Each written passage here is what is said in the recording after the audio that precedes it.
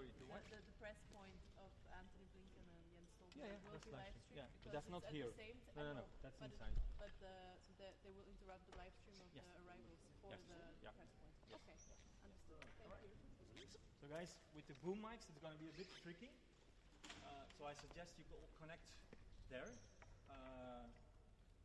Unless you want to boom from this side, we don't want, of course, booms on this side.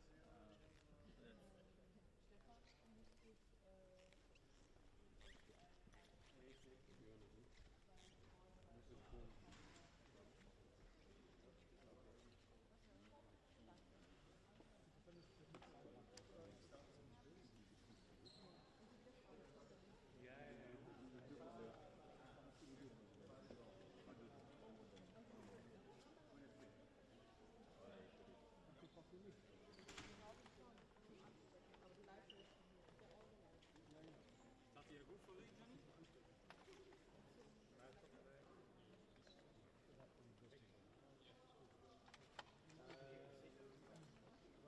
1, 2, 1, 2, 1, 2, 1, 2, doorstep Secretary General, 1, 2, 1, 2, 1, 2, 1, 2, hey, 1, 2, Ruben, is that okay? Yeah, okay. For everyone, when the Secretary General of NATO is finished, we take away this one and we put back the normal microphone. Ja.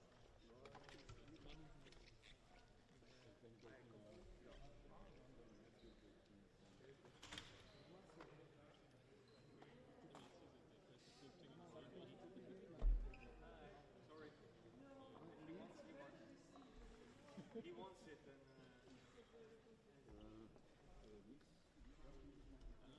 people ask you then once you enter, people ask you for your how come is your photo? Yeah. Because for me, twice I've been asked for my ID inside, the thing, because they said, oh, there is no photo, I need to see your ID. Yeah. And so I had to show twice my ID was being inside, the thing. And there's no photo.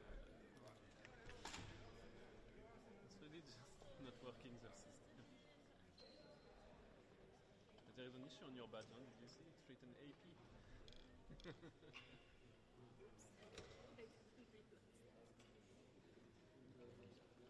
No, I don't. I'm just joking.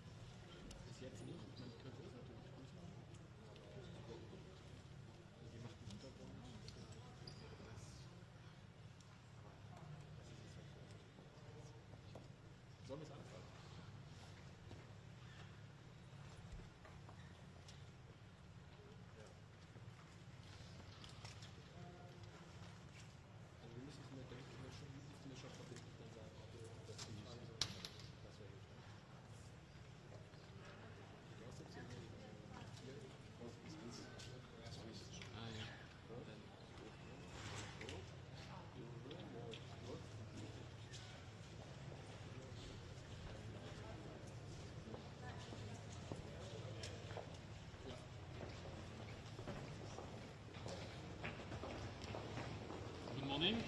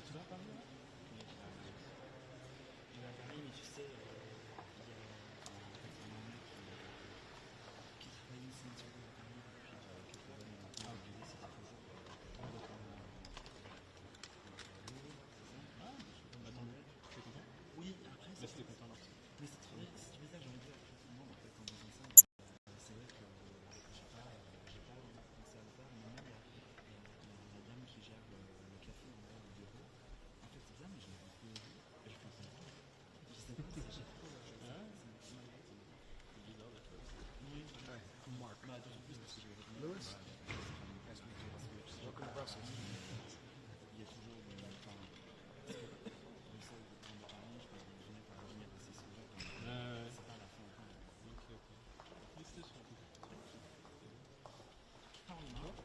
Good man, how you doing?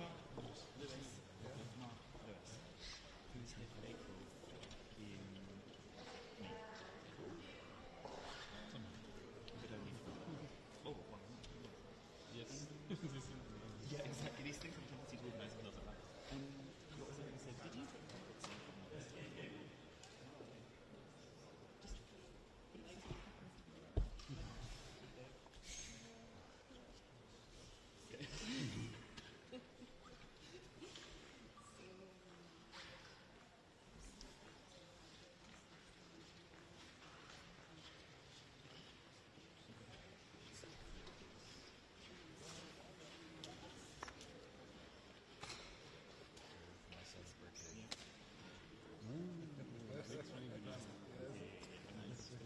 Yes. The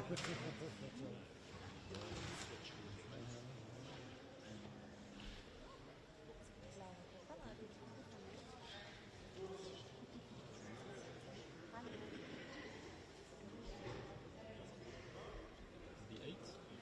10.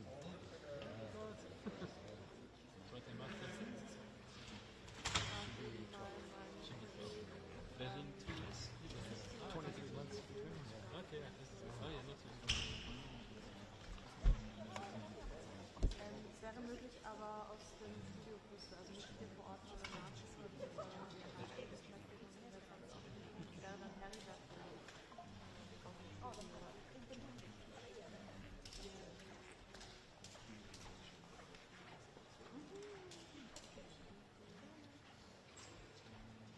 genau, super.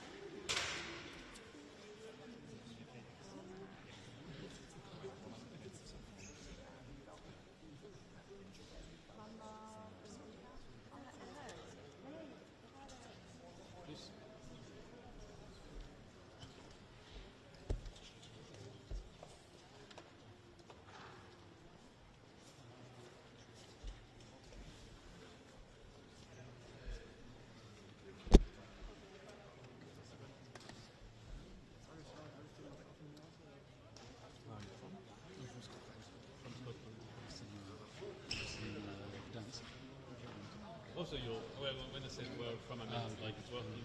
Yeah. Poland.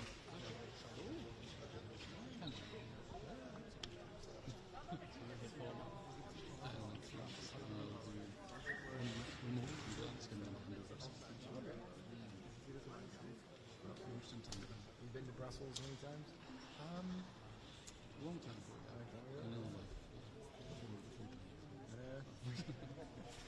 Look Yeah, down. never seen the sun. Look down. Get familiar with the floors where you stand on. There's little spaces where you stand on and look down all the time for hours.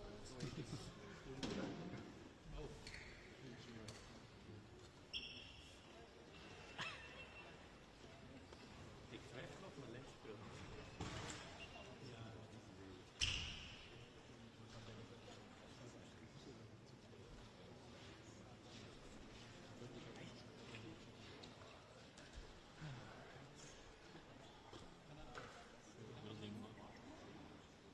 Yeah, I know. Day one.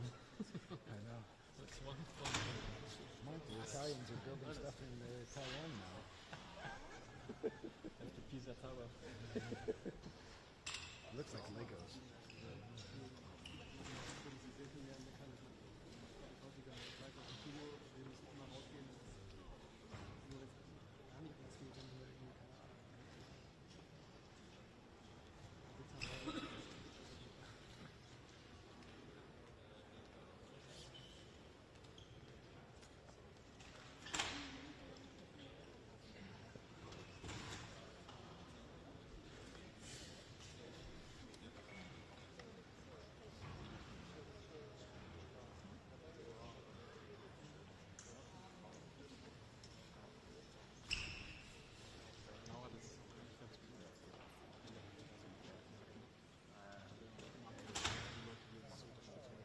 Auch tatsächlich arbeiten müssen.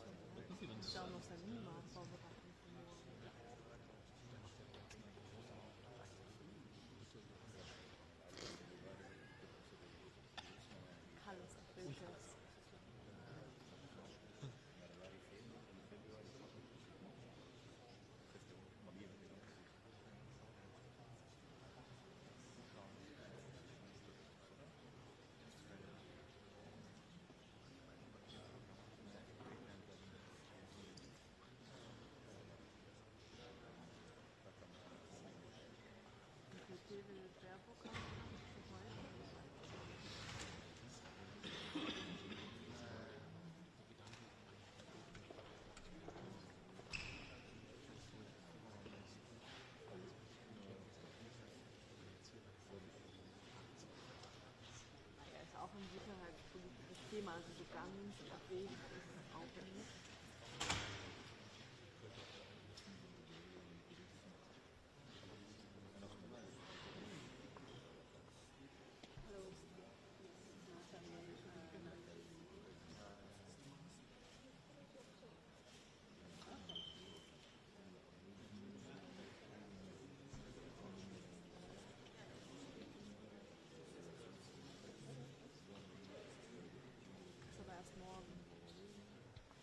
Heute brauchen wir nicht aufzeichnen.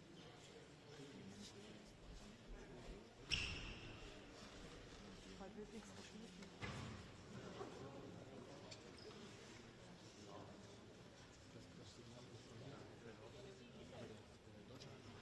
Ach so, wer Deutschland schon will, komm mal noch zurück, bitte. Ach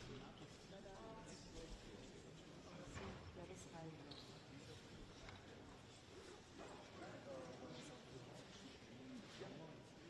Es geht jetzt um unser Eindrehmaterial. Das brauchen wir nicht. Das brauchen wir erst morgen.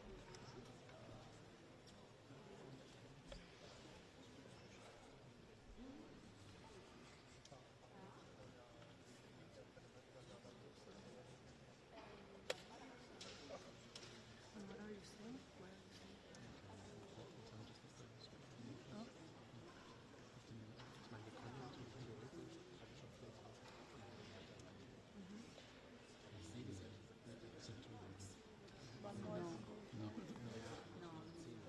Naja gut, 10 ist ja jetzt schon vorbei.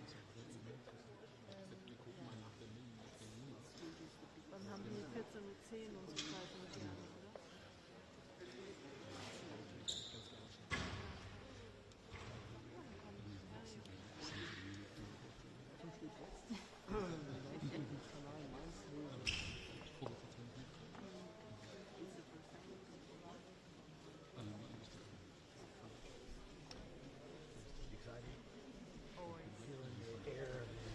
Something special is going to happen today, right?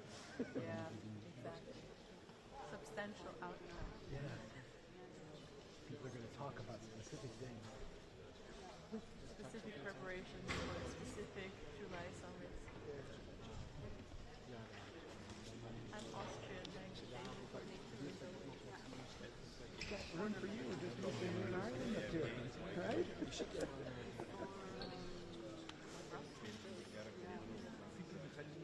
History giving away of a good time here, you know? You're welcome, come on in. You also be in Prague? See, I don't know. I mean, look, we could put you right up there just after Albania. Be the front of the line.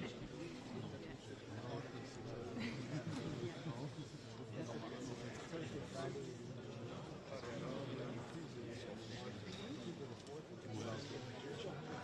Yeah.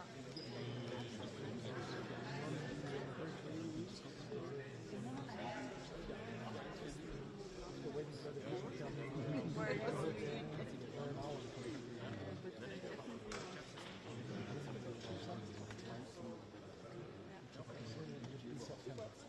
And in July there's the EPC.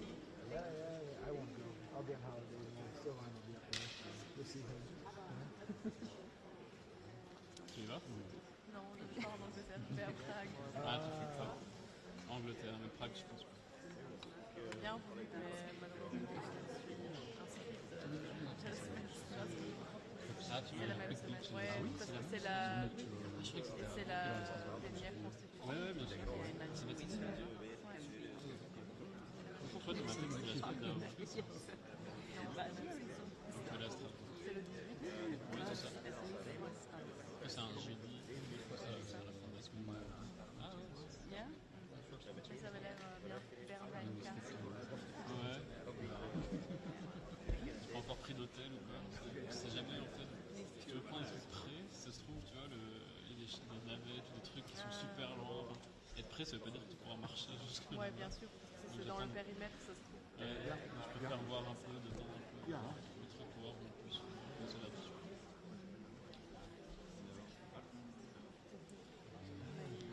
Ils ont pris du temps pour publier la date.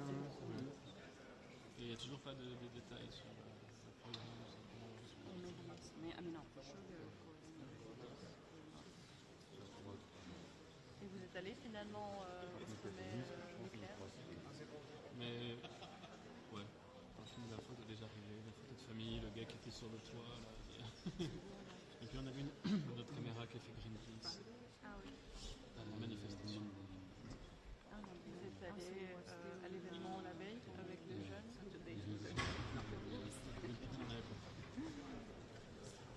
Mais on était occupé par le pré-sommet Préparation de non, et puis non, le pré-sommet de Aldé, quand ils ont démarré leur campagne pour les européennes. Avec Stractimama.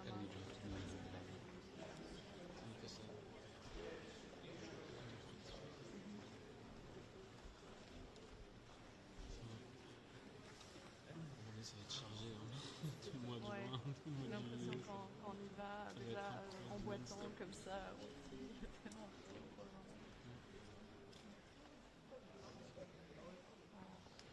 Vivement le mois d'août. Ou après le 18 juillet.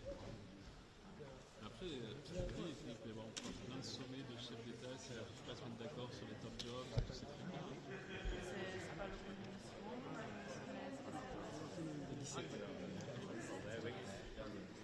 Ils ont fait en premier le 17, c'est juste le soir, et je ne sais pas trop ce qu'on pourra avoir accès. non? Et après, ils peuvent en faire d'autres. Il y a 5 ans, c'est ça, juillet, et Et puis ce sera un nouveau secrétaire général de l'OTAN. on va s'amuser.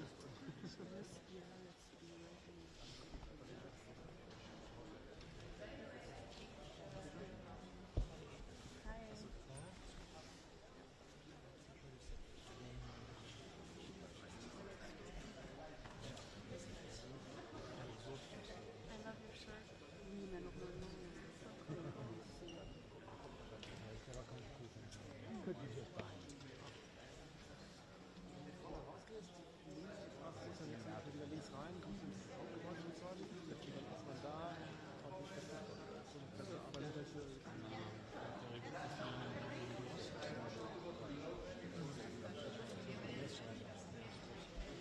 Tout le monde sort des effets.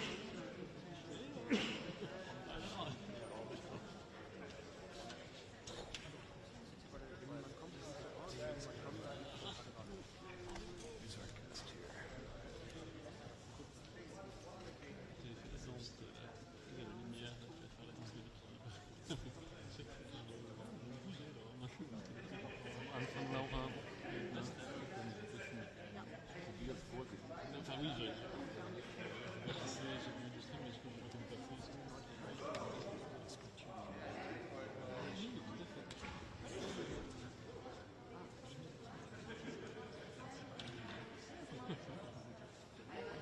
Avec le ressort, quand on le ressort.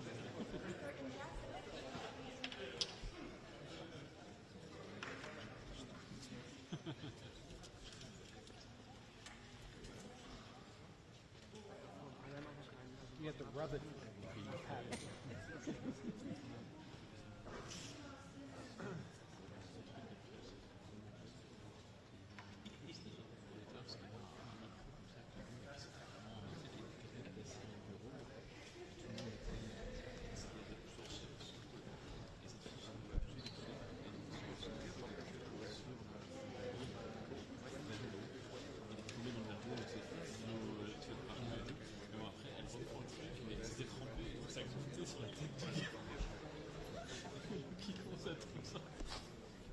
C'était un échec. Elle tombe, elle va mettre le sol. Et on se fait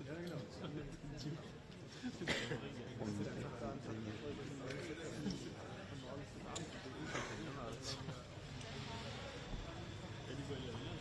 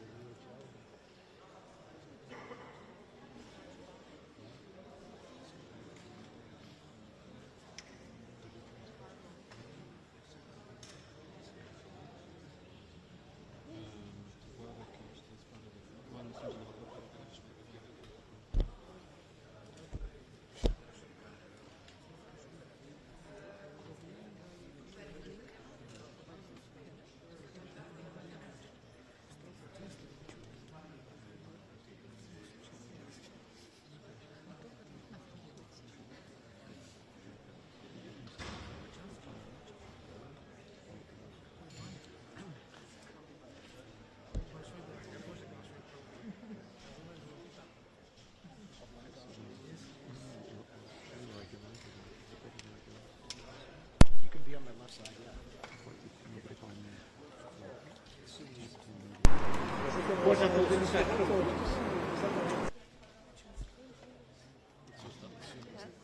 Non, en fait, il doit poser des questions à Stoltenberg, il se met là juste pour être visible.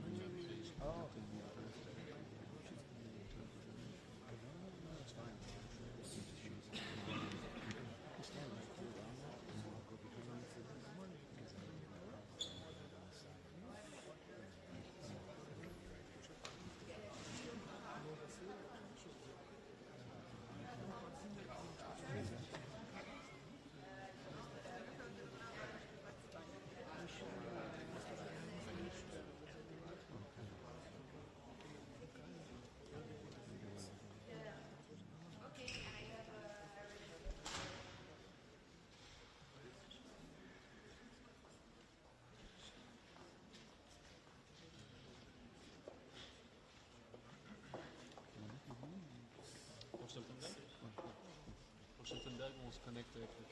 Je mets le room uniquement pour 2 minutes. Marche.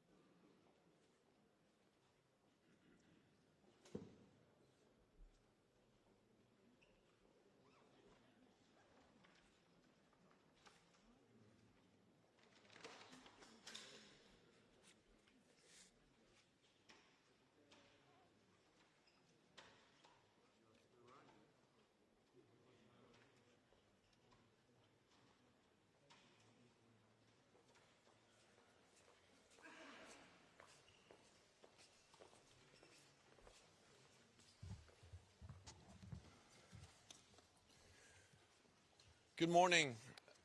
Foreign ministers will meet today and tomorrow to mark NATO's 75th anniversary and to prepare for our summit in Washington in July. NATO was founded on the single solemn promise: an attack on one ally is an attack on all. From that foundation, we have built the most powerful and successful alliance in history.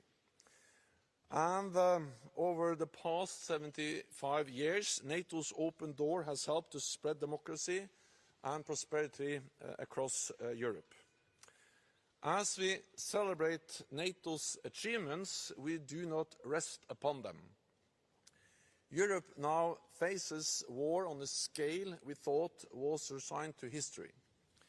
In recent days, the Kremlin has launched new major attacks, striking Ukrainian civilians and infrastructure, and Russia continues to press along the front lines. So we must stand firm in our support to Ukraine. And I welcome that allies continue to make major deliveries of weapons, ammunition and equipment. But Ukraine has urgent needs. Any delay in providing support has consequences on the battlefield as we speak.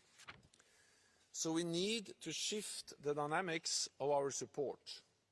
We must ensure reliable and predictable security assistance to Ukraine for the long haul, so that we rely less on voluntary contributions and more on NATO commitments, less on short-term offers and more on multi-year pledges. Therefore, ministers will discuss how NATO could assume more responsibility for coordinating military equipment and training for Ukraine, anchoring this within a robust NATO framework. We will also discuss a multi-year financial commitment to sustain our support. This ministerial will set the stage for achieving consensus on these issues as we prepare for the Washington summit. NATO allies provide 99% of all military support to Ukraine. So doing more under NATO would make our efforts more efficient and more effective. Moscow needs to understand that they cannot achieve their goals on the battlefield and they cannot wait us out. Tomorrow we will hold a meeting of the NATO-Ukraine Council. With Minister Kuleba, we will address the current situation and Ukraine's needs both now and for the future. We are transforming NATO's comprehensive assistance package into a multi-year program of assistance.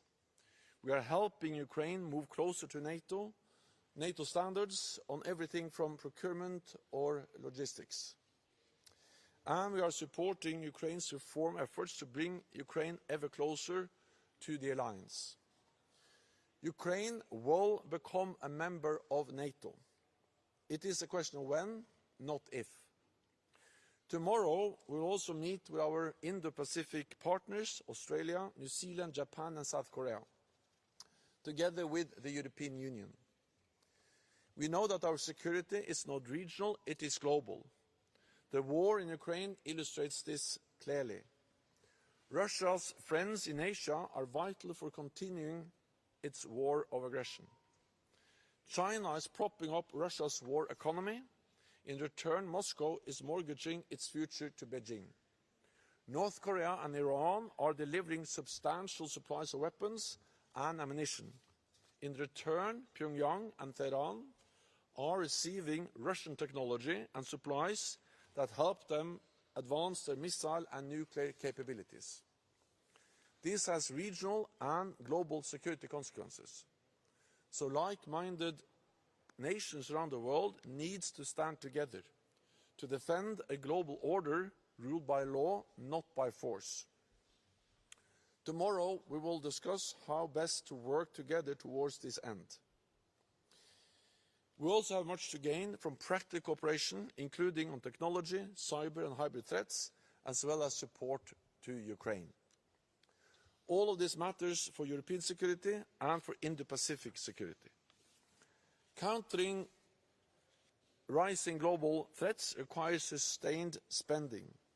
A record number of allies will meet NATO's 2% of GDP spending target this year, and I look forward to further progress.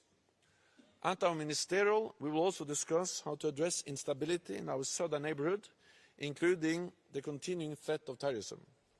We will also agree a new policy on women, peace and security, because our societies are stronger and safer when we draw on the contributions of all our people. And with that, I'm happy to take some questions. Lauren Cook from the Associated Press, Secretary General. I understand you've been working on an idea of perhaps more predictable, longer-term support for Ukraine that might involve the transfer of the Ukraine contact group to NATO control, perhaps also some finances. Could you tell us a bit more about it and why it's important, please? Well, I see that you have been briefed on the proposal, but I will not go into the details of the proposal. What I can say is that I welcome that allies agree that we need to sustain our support to Ukraine. We need to make it more robust, and therefore we are now discussing ways to institutionalize more of the support within a NATO framework, to make it more predictable, to make it more robust, because we strongly believe that support to Ukraine should be less dependent on short-term voluntary offers and more dependent on long-term NATO commitments. By doing that, we will give Ukraine what they need, and that is long-term, predictable, robust support. And that will also send a message to Moscow that they cannot wait us out.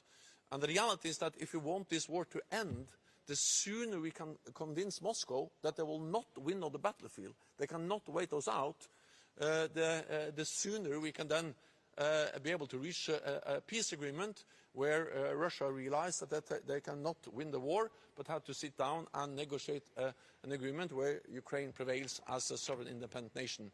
So a stronger NATO role in coordinating and providing support is a way to end this war in a way where Ukraine prevails. We already have a lot of coordination. 99% of the support to Ukraine comes from NATO allies. And of course I welcome the capability coalitions, the Ramstein format, many other multinational and bilateral initiatives, but there is a need to give this a more robust and institutionalized framework to ensure predictability and commitment for long haul. Thank you. The next question to ZDF, Florian. Yes, thank you very much, Mr. Stoltenberg. The number we were briefed on is 100 billion. Can you say anything about this number, and especially if you're talking about fresh and new money or just adding up what has been promised already by member states of NATO? And the second question, are you planning to abolish the Ramstein format and really include it into NATO? So first, what is obvious is that we need new and more money for Ukraine, and we need it over many years. And the whole idea of now discussing frameworks, commitments, an institutionalized framework for the support is to ensure more predictability and more confidence in that the money will come every month, every year for the long haul. So again, I will not go into the details. There will be no final decision at the meeting today and tomorrow. We will hopefully move forward towards consensus, and then we will have an agreement in place by the summit. The reason why we do this is the situation on the battlefield in Ukraine. It is serious. We see how Russia is pushing, and we see how they try to win this war by just waiting us out. And then we need to answer by sending a clear message of practical support, financial support, and an institution, a framework that ensures that we are there for the long haul to be able to end the war. So I'm absolutely certain that allies agree that we need more money, we need new money, we need it for many years. What we now are discussing is exactly the framework to establish that. Whatever we do, of course, will be closely coordinated with all the other initiatives that NATO allies are part of. NATO is part of the Ramstein group. NATO allies are part of the Ramstein group. 99% of the military support provided through the Ramstein group is provided by NATO allies. We meet here at the NATO headquarters. We discuss this issue both at the Ramstein format here at the NATO headquarters. We discuss them at NATO ministerial meetings. It's very much the same people. And actually the people who are responsible for delivering the support today is actually many of them working for NATO allies, or all of them are actually working for NATO allies, and the general responsible for the whole logistics, the support that goes to Poland, to the hub in Poland, and all the work in Wiesbaden that underpins the work on that's General Cavoli. And the General Cavoli is the US commander in Europe, but General Cavoli is also the NATO commander in Europe. And of course, I think that General Cavoli can coordinate with General Cavoli. It's the same man, the same people, the same countries, the same money from the same countries. So, of course, NATO allies will be able to coordinate. Now we're discussing how to have the best institutions, the best commitments, and the best framework to ensure efficiency, predictability, political oversight, and that we have the endurance needed to ensure that Ukraine prevails. Thank you. The next question is to Ole from European Pravda. Thank you much, Mr. Secretary General. So, two quick questions. First, could you please preview us on what's going to be discussed at the NATO-Ukraine Council and whether those things that you mentioned regarding Ukraine support, long-term commitments are going to be part of that? A second question, Ukraine leadership has been claiming that Russia is preparing a major counter-offensive to take place in May or June. So what's NATO's assessment of that? Do you see any preparations, any military build-up on the part of Russia to do that? Thank you. Well, we see a constant Russian military build-up. We see how they are receiving ammunition, weapons from North Korea and Iran, a significant amount of weapons and ammunition. We see how Russia has been able to put their economy on a war footing. And we see how Moscow is willing to pay a very high price in terms of men and material in marginal gains on the Ukrainian battlefield with little to no respect for human lives. So this is, of course, the reason why the situation on the battle front line is so difficult, is so challenging, and that's exactly the reason why we need to do more from NATO allies. Both the urgent need for more air defense, for more artillery, but also the more long-term institutionalized effort of establishing the frameworks, the structures, moving away from short-term announcements, short-term offers, to long-term real commitments, multi-year commitments, to ensure the predictability and the sustainability of our support to address exactly what we have seen coming from Russia, a military build-up over a long time. Thank you very much. We'll move over to New Zealand TV. How important is it that the Indo-Pacific partners continue to give to Ukraine as well? And how important is it that they're here for these next 2 days? I welcome very much that our Indo-Pacific partners take part in our foreign ministerial meeting in Brussels today and tomorrow. I just met with the Foreign Minister of New Zealand. We had a very good discussion, and it reflects the fact that our security is not regional, our security is global. What happens in Ukraine matters for Asia. The more successful Putin is in Ukraine, the more likely it is that we can see something similar happen in the South China Sea.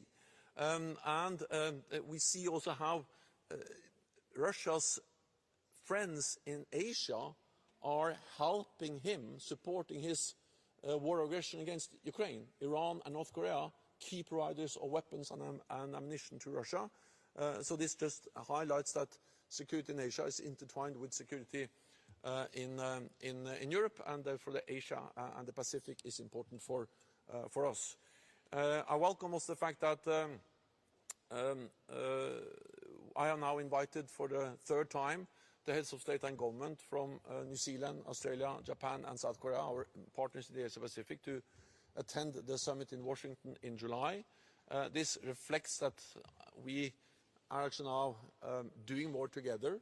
And I believe, and I also welcome that we are now discussing also flagship projects, how we can do more on cyber, on resilience, also in providing support to Ukraine, and I commend New Zealand and other partners in the region for actually being major providers of non-lethal support to NATO's comprehensive assistance package for Ukraine. So, yeah, we welcome them. It's great to have such strong partners.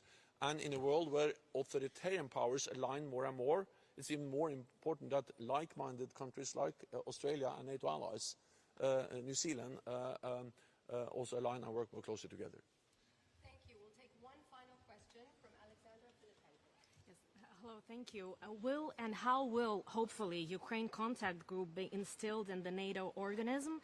And is it a form of a Trump-proof measure? Does it indicate that NATO is concerned with the possibility of Trump presidency? So first of all, again, NATO is part of the contact group. The contact group has done extremely important work, has been key in delivering support, and NATO allies have delivered unprecedented level of military support to Ukraine, not least organized by the UDCG, or the Ukraine Defense Contact Group, the Ramstein format. And as I said, I'm absolutely certain whatever NATO does, we will be able to coordinate with existing structures, because it's very much the same people, and in charge of everything here is General Cavoli, who is the US commander, but at the same time also the NATO commander. So, of course, this will be coordinated. Then what was the next? Trump-proof measure. Well, the reason why we discuss this is that we see the situation on the battlefield. We see how demanding and difficult the situation is in Ukraine. So therefore, we welcome everything NATO allies have done. At the same time, we see that we need to do more. It's not enough. And Ukrainians, they need more support, but they also need more predictable and long-term support. So it's possible to plan, to organize, and to launch offensives. Then you need long-term planning. You need to know what you are going to have, and what kind of equipment, and what kind of support, and what kind of maintenance. And this requires stronger institutionalized framework to deliver a more robust and predictable support to Ukraine. So that's the reason why we're discussing this. It's a reflection of the seriousness on the battlefield. Then I'd like to say that, of course, we all believe it's important, or I strongly believe it's important, that allies make decisions fast. And that includes, of course, the United States. Because the United States is not the only supporter for Ukraine. Actually, European allies and Canada are providing roughly 50% of the military support to Ukraine. So this is really a shared effort by the United States and European allies and Canada. But of course, the United States is the biggest ally and is providing the most military support. And the fact that there has been no agreement in the US Congress on a supplemental or continued this support has consequences. That's one of the reasons why the Ukrainians have to ration the number of artillery shells, why they have problems standing up against the Russian force with overwhelming military power, because of they are able to outgun them with more ammunition and more artillery. And the answer to that is to then make the decisions, not least in the US Congress. Any delay has real consequences on the battlefield. I met senators, members of the House of Representatives, and they are all, over the last weeks, and they have all assured me that there is a big majority in the US Congress for support. So the issue is now to turn that majority into a vote, a firm decision. And I hope that can happen as soon as possible. There's also a big majority in the US public for continued support to Ukraine. So I expect the US now to make a decision, because it's in the US security interest to ensure that President Putin doesn't prevail in Ukraine, not least because this will also encourage other authoritarian leaders, including Beijing, to use military force and to violate international law. Thank you, Secretary General. There will be opportunities for more questions this afternoon at the press conference. Thank you. Thank you.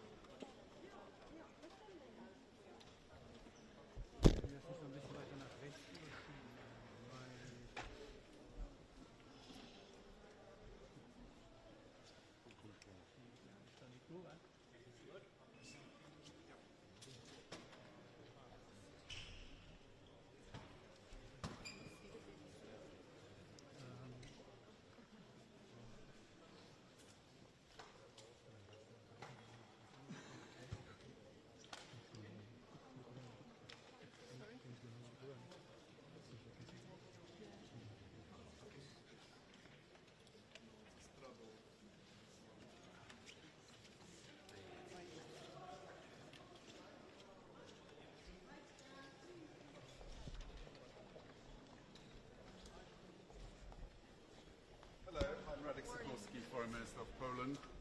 Delighted to be here, the first ministerial of Sweden as a full member, 75th anniversary. Poland, I believe, is now the country which spends the biggest proportion of its GDP on defense in the entire alliance. We hope that's an inspiration to others. I'm looking forward to hearing from our Ukrainian colleagues about the challenges at the front. Poland will also be supporting the creation of a NATO mission in order to regularize the help that we are rendering Ukraine. And lastly, I encourage you to read the joint article I have just published together with my colleagues from Germany and France in Politico, which sets out our detailed views. Thank you very much. Secretary General Stoltenberg seemed quite confident that at the July summit in Washington there's going to be an agreement on a new framework for Ukraine, including funds of possibly 100 billion. Where should this money come from, and how concerned are you that a possible new U.S. administration might undermine efforts to actually put in place new framework? We support the Secretary General's efforts. Thank you. A comment on the Polish aid worker killed in Gaza?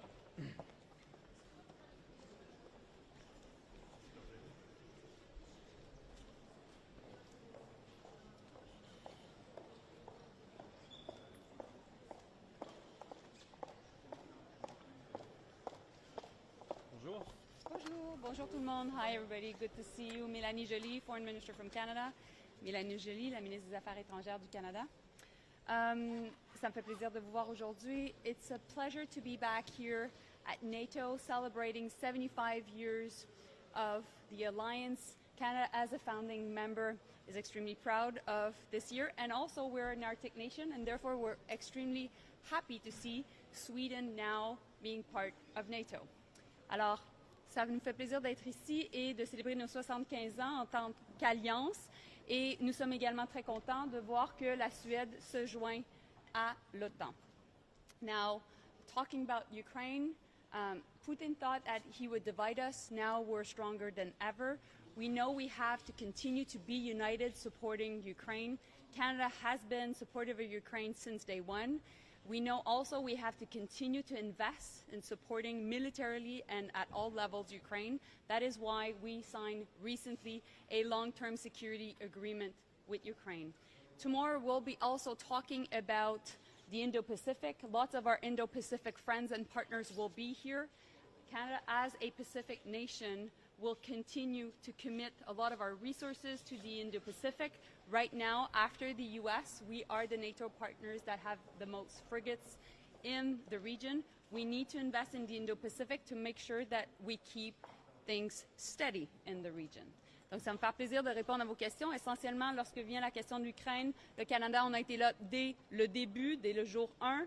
Nous avons investi massivement au niveau militaire, mais également à plusieurs autres niveaux avec l'Ukraine. D'ailleurs, c'est pourquoi nous avons signé une entente à long terme d'assurance auprès de l'Ukraine. Et également, je voulais vous parler aussi de l'Indo-Pacifique. Le Canada est une nation du Pacifique et nous avons beaucoup investi dans la région. D'ailleurs, nous avons 3 frégates présentement dans la région de l'Indo-Pacifique. Nous sommes le partenaire de l'OTAN qui a le plus de frégates après les États-Unis. Alors, nous allons continuer d'être un partenaire sur lequel on peut compter dans la région, alors qu'on sait que les tensions s'élèvent peu à peu dans l'Indo-Pacifique. Alors, je suis prête à prendre vos questions. I'm ready to take your questions. Minister, how concerned are you that a possible new U.S. administration might undermine efforts of the NATO allies to put in place new efforts to support Ukraine? So, first and foremost, Canada knows well the U.S. They're our neighbors, best friends. And when it comes to Ukraine, I'm convinced that the U.S. will find a way to continue to support Ukraine. It is important to remember that Russia is supported by China when it comes to Ukraine, and that is why we need to address these threats together. Would you support a new fund of 100 billion? Do you think it's realistic that NATO agrees on a 100 billion fund for the next 5 years for Ukraine as proposed by the Secretary General of NATO?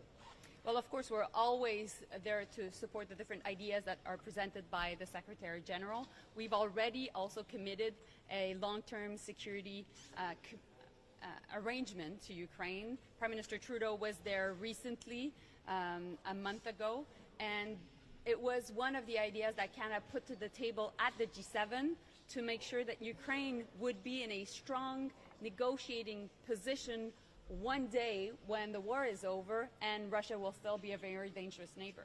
So we wanted to make sure that Ukraine could have access to these security assurances, these guarantees, until becoming a member of NATO.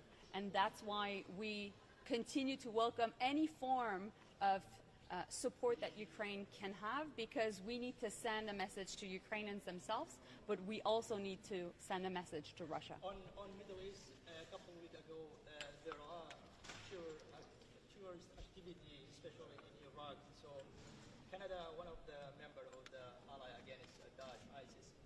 Yeah. Are you concerned about that activity, tourist activity in Iraq?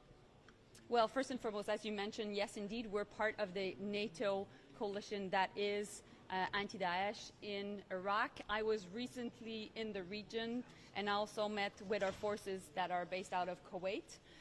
We believe that when it comes to the Middle East, we are concerned of escalation. That is why the violence must stop. We need to make sure also that we work with different partners on keeping the region much more stable. We've called for a ceasefire back in December. We've also been clear when it comes to the Middle East that the hostages must be released, and at the same time humanitarian aid needs to go into Gaza.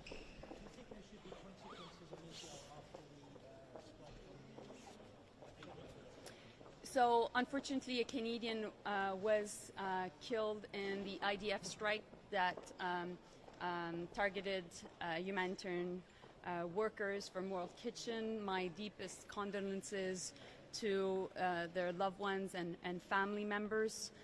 We call for a full investigation. We want to make sure that Israel looks directly into this issue. I've reached out last night to Israel Katz, my Israeli counterpart, on this very issue. Israel needs to respect international humanitarian law, and we will make sure that that is the case. Thank you.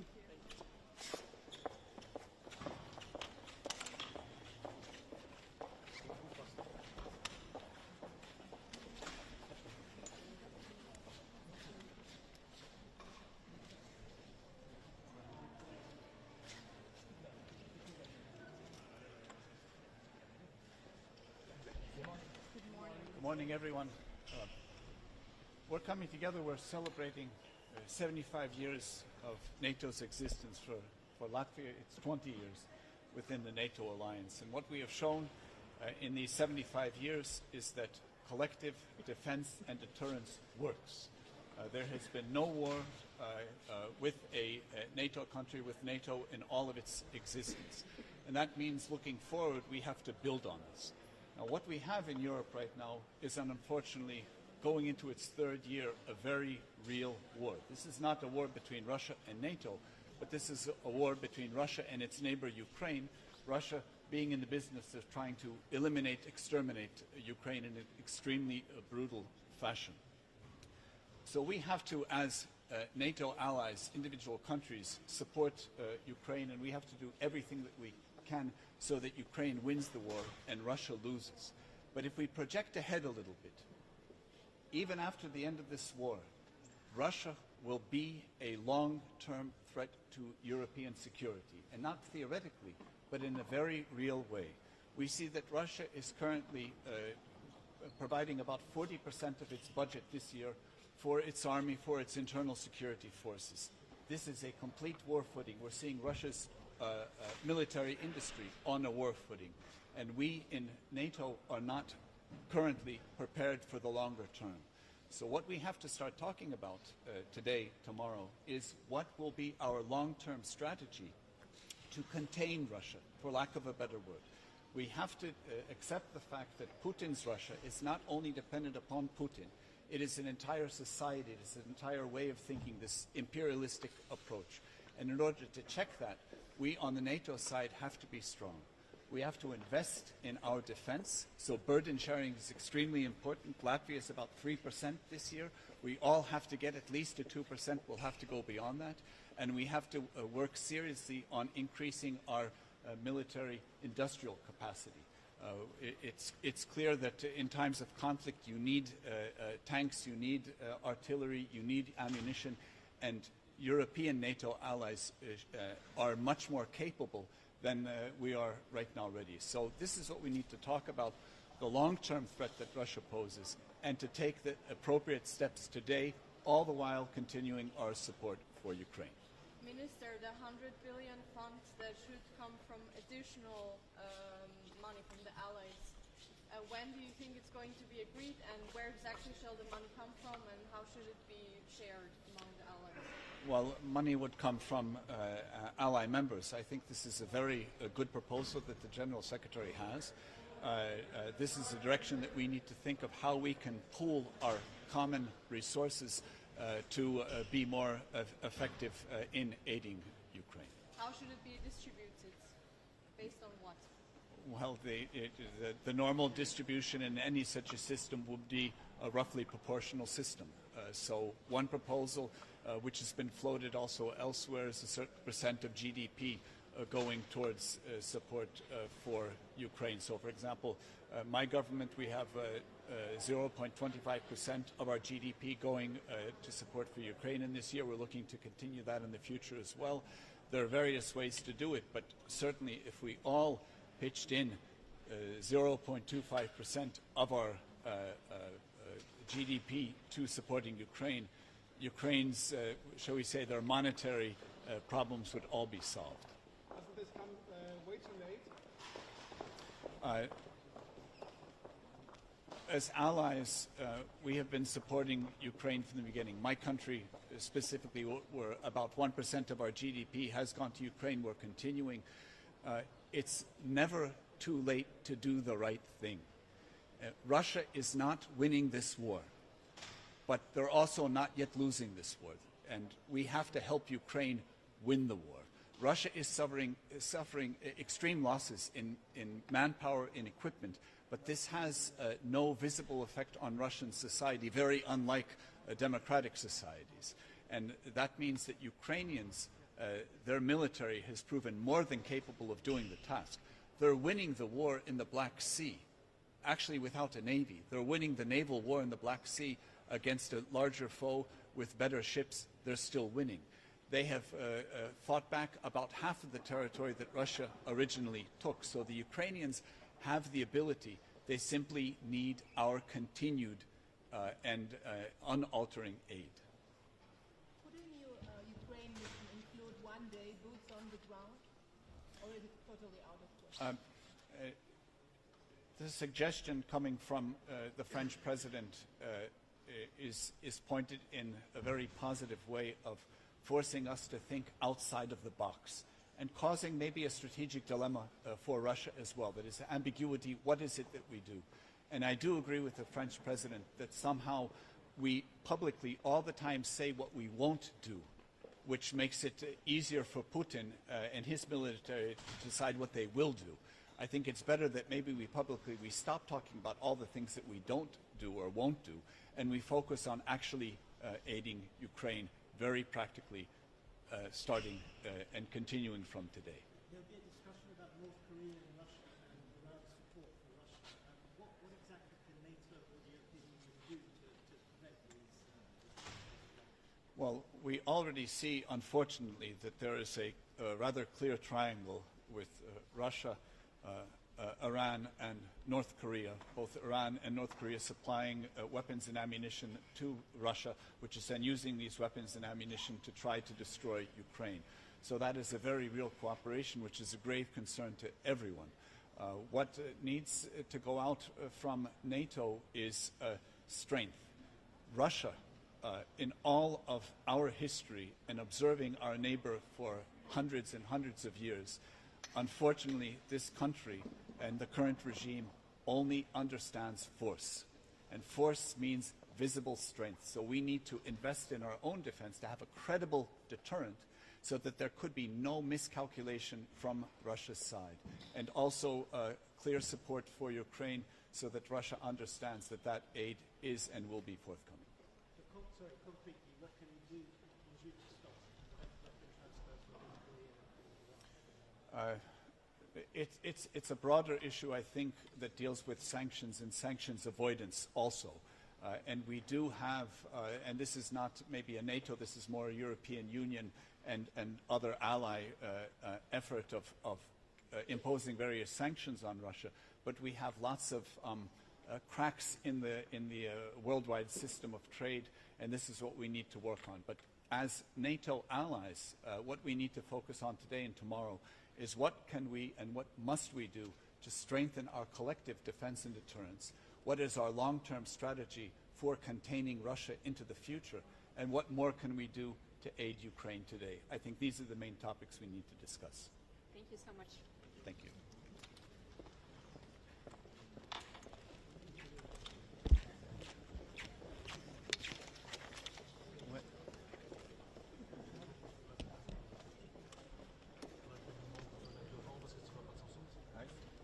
I would suggest for your colleagues, photographers, to keep your microphones lower. You're almost in the face of the ministers, which is not nice, and it also doesn't make excuse for the sound. I can put it a little bit closer, then it's easier for you. Can you take it away? This one away?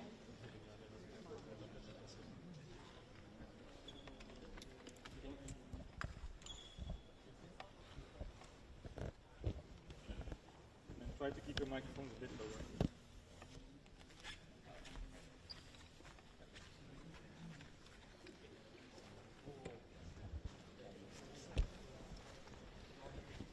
Hello, good morning, guten Tag, bonjour. So it's a very good day for Finland. We are now celebrating our first full year as members in NATO, and indeed our membership became complete a couple of weeks ago when Sweden, our good friends, also became a member in NATO, and obviously we will be celebrating the 75 years of the alliance as well. Now, we look forward to discussing all the elements needed for aiding Ukraine for the long term and as steadfast as we have been doing. And Finland, of course, as a fresh NATO member, is not only fully committed to fulfilling the 2% defense spending criteria, we also expect that to find further traction with all the other members in the coming months. And as urgently as possible as well. And Finland, of course, looks forward to contributing to the alliance as such, also by us protecting, of course, 1,300 kilometers of border towards Russia, but also by contributing with peacetime operations. So looking forward to a very fruitful meeting. How supportive are you of the proposal to put up an additional fund of 100 billion euros to support Ukraine? The Finnish position is very clear. We need long-term sustainable commitments for aiding Ukraine, but also towards paving the pathway to NATO and EU memberships. What comes to details and also what comes to possible overlaps with different other formats and also different other funds, but also financing bilaterally, say the European Union, bilateral funding, we need to sort those out. But the principle is something that Finland full-heartedly supports. How much percentage of GDP would Finland, for example, be willing to contribute? That will be under discussion. We currently contribute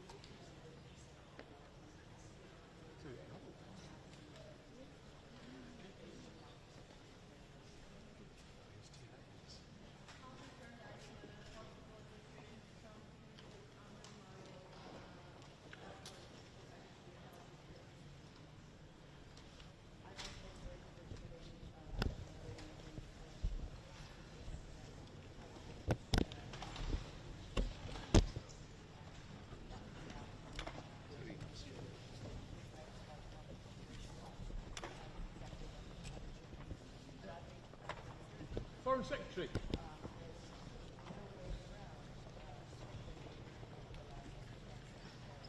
Thank you.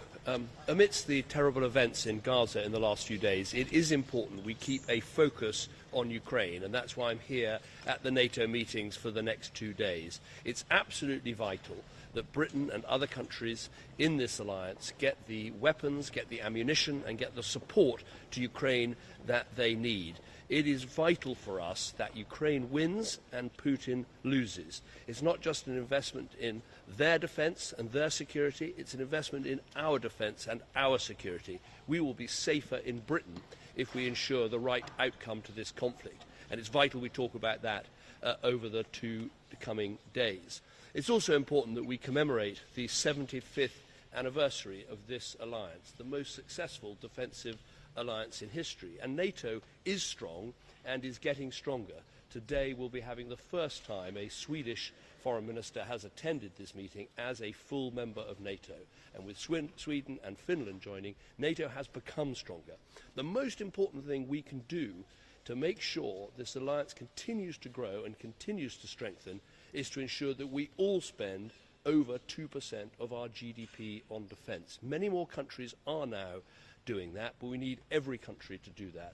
Frankly, that's the best thing we can do to make sure the NATO summit in Washington this summer is a success, and it's also the best way to prepare for the American elections in the autumn, whatever their outcome may be.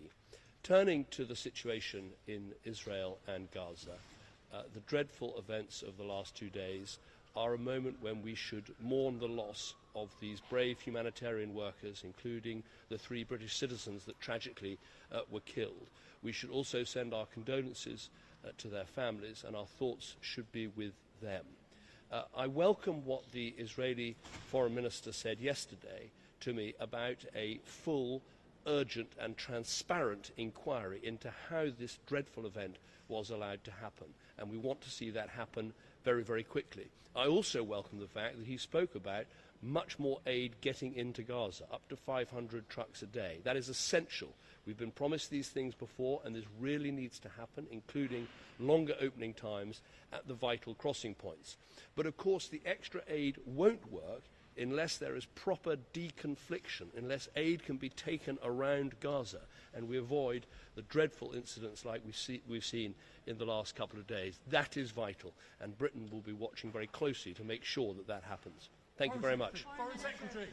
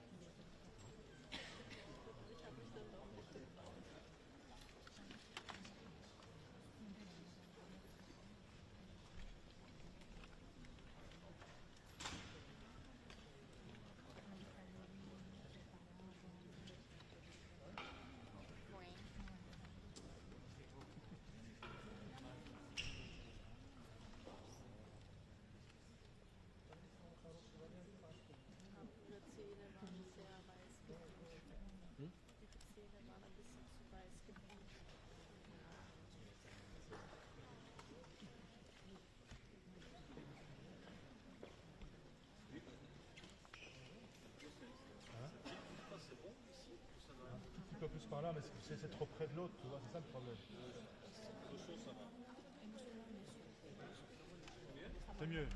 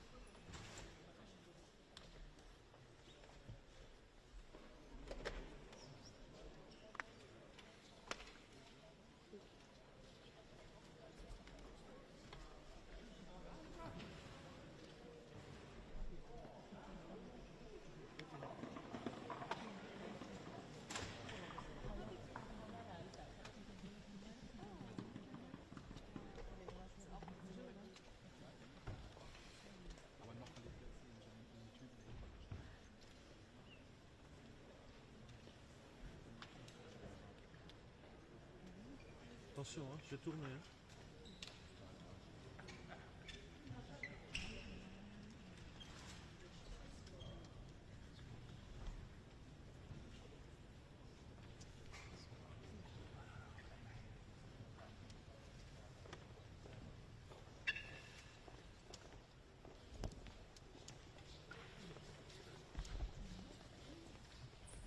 Buenos días.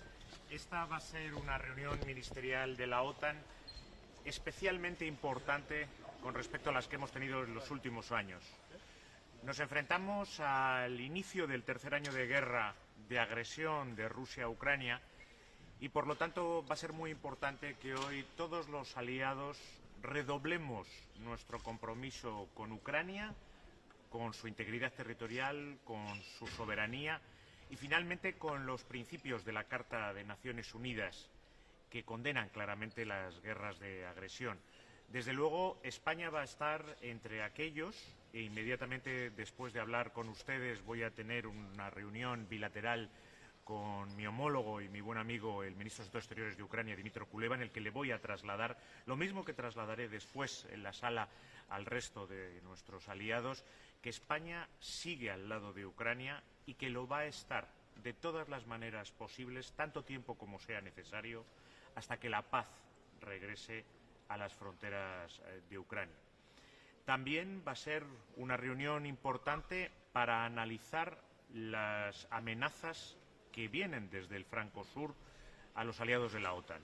Es un concepto que se introduce precisamente en la Cumbre de Madrid a iniciativa española. Vamos a escuchar las reflexiones y las conclusiones del informe que el grupo de expertos en el cual ha participado España han estado redactando a lo largo de estos meses para trazar líneas de actuación que se pueda presentar ya en Washington en la cumbre de jefes de Estado y de Gobierno. Y, por supuesto, más allá de la situación en Ucrania, mañana habrá un Consejo OTAN-Ucrania en el cual trataremos también bilateralmente esta situación. Analizaremos la amenaza que puede suponer Rusia en estos momentos para la seguridad euroatlántica. Son temas cruciales especialmente al inicio de este tercer año de guerra y fundamentales para la seguridad euroatlántica y, desde luego, España no va a regatear esfuerzos para que la paz regrese a Europa, para que la estabilidad regrese a Europa y, por supuesto, para que se cumplan los más elementales y más básicos principios de la Carta de Naciones Unidas, como es el respeto a la integridad territorial, el respeto a la soberanía y a la igualdad soberana de todos los Estados y también la abolición de la guerra como forma de resolver conflictos entre Estados. Y quedo a su disposición para cualquier pregunta que quieran hacer. ¿Qué piensa España de la propuesta de Jens Stoltenberg de destinar un fondo de 100.000 millones de euros en los próximos 5 años para Ucrania?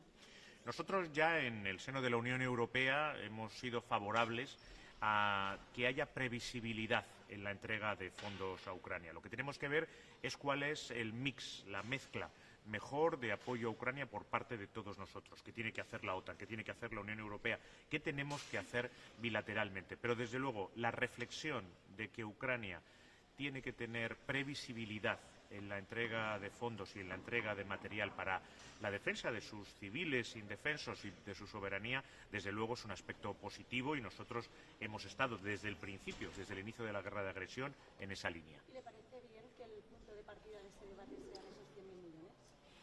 El punto en concreto, el monto que tiene que ser, yo creo que lo que tenemos que valorar es, en estos momentos, mañana vendrá el alto representante Josep Borrell también a hablar con nosotros, tenemos que ver cómo podemos hacer un reparto que sea el mejor para Ucrania. Lo importante es que Ucrania reciba todo aquello que necesita. Ese es el punto en el que España está y lo intentamos hacer tanto desde nuestra aportación en la Unión Europea como lo que hacemos, por supuesto, bilateralmente, como lo vamos a hacer hoy también aquí en esta reflexión en la OTAN. Lo importante es mantener ese compromiso tanto tiempo como sea necesario y que ese compromiso, que no podía ser más que de una forma rápida y urgente en los primeros momentos, porque era una guerra de agresión inesperada, que pase a ser algo estructurado y previsible para Ucrania. Pero también en el marco de la OTAN, ¿es favorable de que se cree un fondo en el marco de la OTAN? ¿O partidario de que solo exista en la Unión. Podemos valorarlo, por supuesto, pero yo creo que lo que no hay que hacer en ningún caso es duplicar esfuerzos. No hay que duplicar bilateralmente aquello que se puede hacer mejor conjuntamente en la Unión Europea y no hay que duplicar en la OTAN lo que hace la Unión Europea. Y, por supuesto, son organizaciones distintas con fines distintos, pero que hay que tener esa reflexión, desde luego, y le daré cuenta de ello cuando termine todos nuestros debates. Usted habla de reparto, ¿insinúa un posible fondo conjunto UE-OTAN? No hablo de un fondo conjunto, lo que hablo es de que no haya duplicidades, que no hagamos cada uno por nuestra cuenta cosas distintas, sino que todos aquellos que tenemos el mismo objetivo y que somos la mayoría, todos los que queremos que la paz regrese lo antes posible, que termine esta guerra, pero que termine con una paz justa, con una paz que respete la soberanía y la integridad territorial de Ucrania, hablemos y pongamos sobre la mesa aquello que se está haciendo para que lo hagamos más eficazmente. Por eso somos también favorables a una integración de la industria de defensa europea. España es un país que tiene una industria de defensa importante, precisamente para hacer lo mismo, pero hacerlo de manera más eficaz y más previsible. Les tengo que dejar porque voy a tener un encuentro con mi colega Dimitro Kuleva, pero al final es... Última pregunta. ¿Puedes confirmarnos si España va a apoyar el ingreso del Estado palestino como miembro de pleno derecho en la ONU? El presidente ha sido muy claro. Nosotros vamos a reconocer a Palestina como un Estado soberano. Por lo tanto, un Estado soberano tiene su lugar entre todas las naciones y todos los Estados soberanos del planeta en las Naciones Unidas. Pero no adelantemos acontecimientos, ese debate ya llegará. Muchas gracias.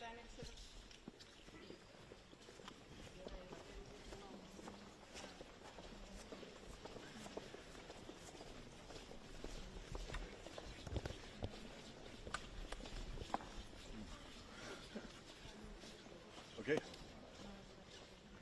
Ready? Good afternoon. This is a historic NATO ministerial, and not only because NATO celebrates its landmark 75th anniversary, but because as we welcome Sweden, we enhance our unity and defense capability for the first time as a 32 members alliance. Our focus is set on the issues that will shape the deliverables of the upcoming Washington summit in July. A key agenda is to build on the collective commitment to burden sharing, with North Macedonia leading by example, meeting the Wales summit target, and our goal is not only to maintain but to increase our defense investment to 2.15% by 2025. Our resolve to support Ukraine remains steadfast. Our unity and determination are our strength in advocating a substantial assistance for Ukraine, confronting the challenges posed by the Russian aggression. And certainly these challenges have broader implication, with Ukraine being just a part of Russia's imperial ambition, threatening Moldova, Georgia and Western Balkan. And this necessitates synchronized action between NATO and the EU, emphasizing the urgency of accelerated European and Euro-Atlantic integration in order to safeguard our collective security. Thank you so much. Minister, Yep. how much would North Macedonia be willing to contribute to an additional €100 billion fund to support Ukrainian long-term? Well, as you know, North Macedonia has been an unequivocal supporter of Ukraine. It has been assessed that it is one of the first four countries in NATO for providing military support to Ukraine per capita. We have aligned 100% with EU common foreign security policies in terms of introducing sanctions to Russia, and we will continue to do so. I cannot mention numbers today, but certainly our resolve is steadfast in supporting Ukraine financially, militarily and politically. Thank you so much.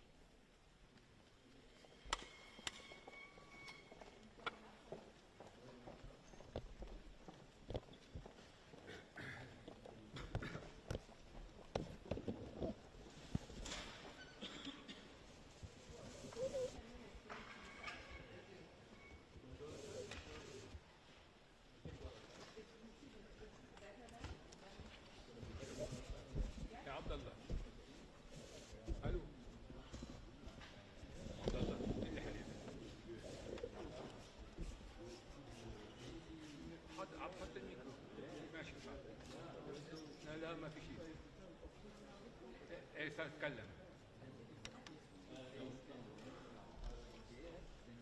ولا تتكلم ما بعرف انا حطيت الميكرو عليه هلا بنزلوه عنا هلا بنزلوه عنا هي الوحيده تكلمت عن غزه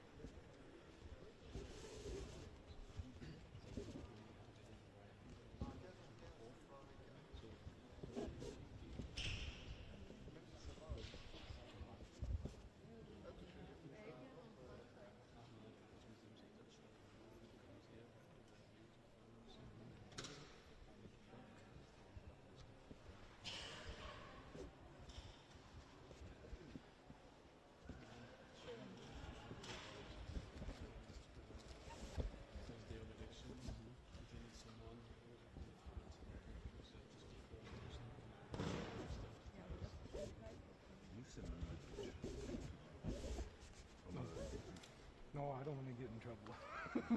No, I know that is shared internally. It's funny. Stuff. What's that? For technical stuff. Well, I mean, it's in the video.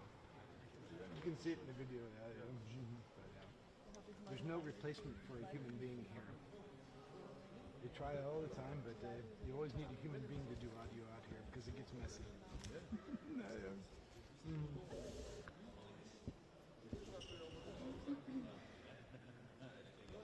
Every ministerial, they try something different, but it doesn't replace the person with the microphone. Are you going to stay there? I cannot see the doors. For sure. Maybe that's, oh yeah.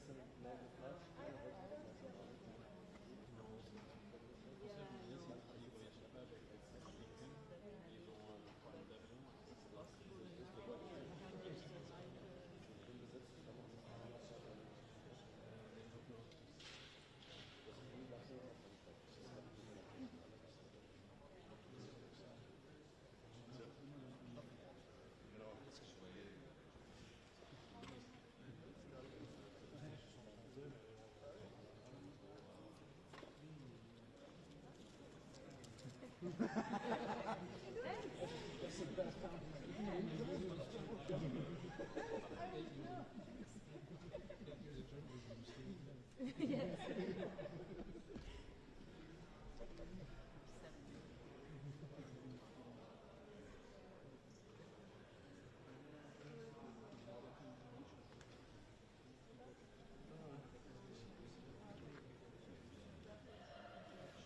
Das kann gut sein, weil sie war meinte gerade,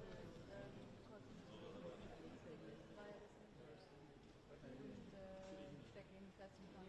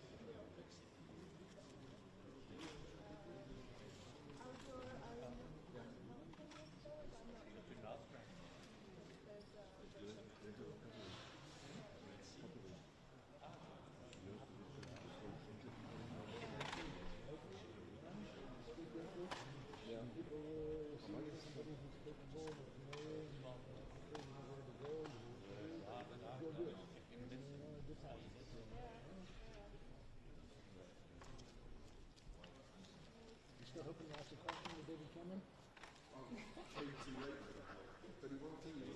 I came too early for it.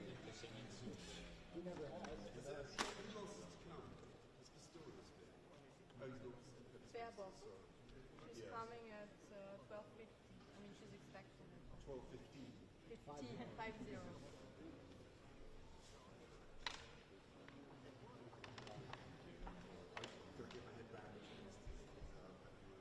It's the one you put in the microphone.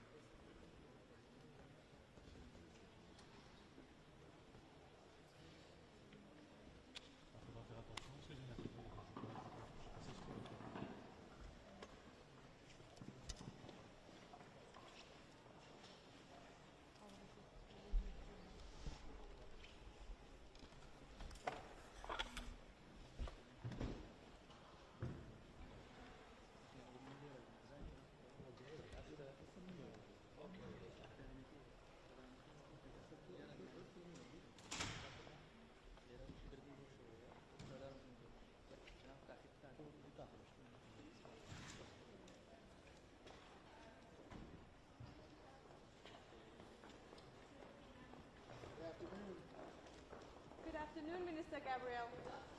Good afternoon.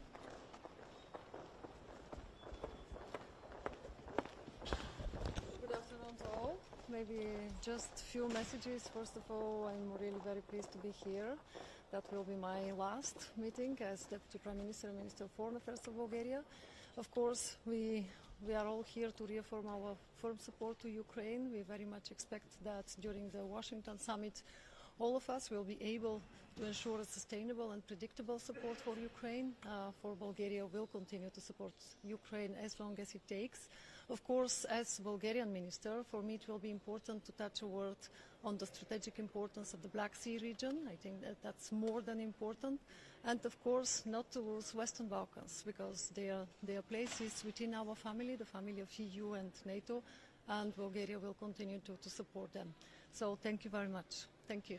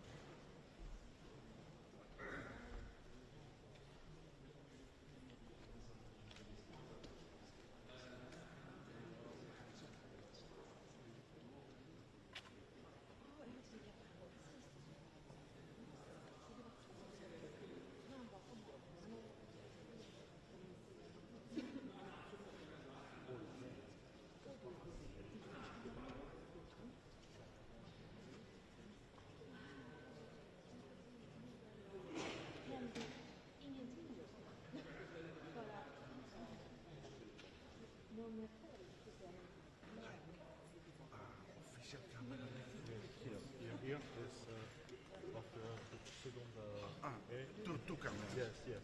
Okay. Yeah. The Greek minister. Okay. Who is free? Yes. But this and this official. Yes, yes. Okay. Where's the microphone? Yeah. And the other. Yes. Okay. Thank you.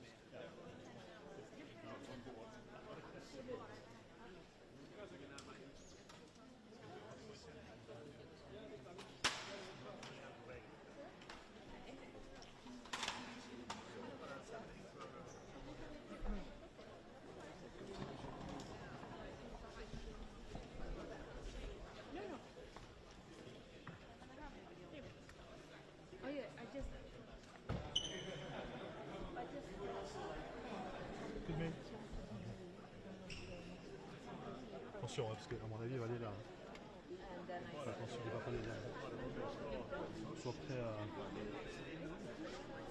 Faut lui dire de venir là. Excuse me. Oh. Excuse me, sir.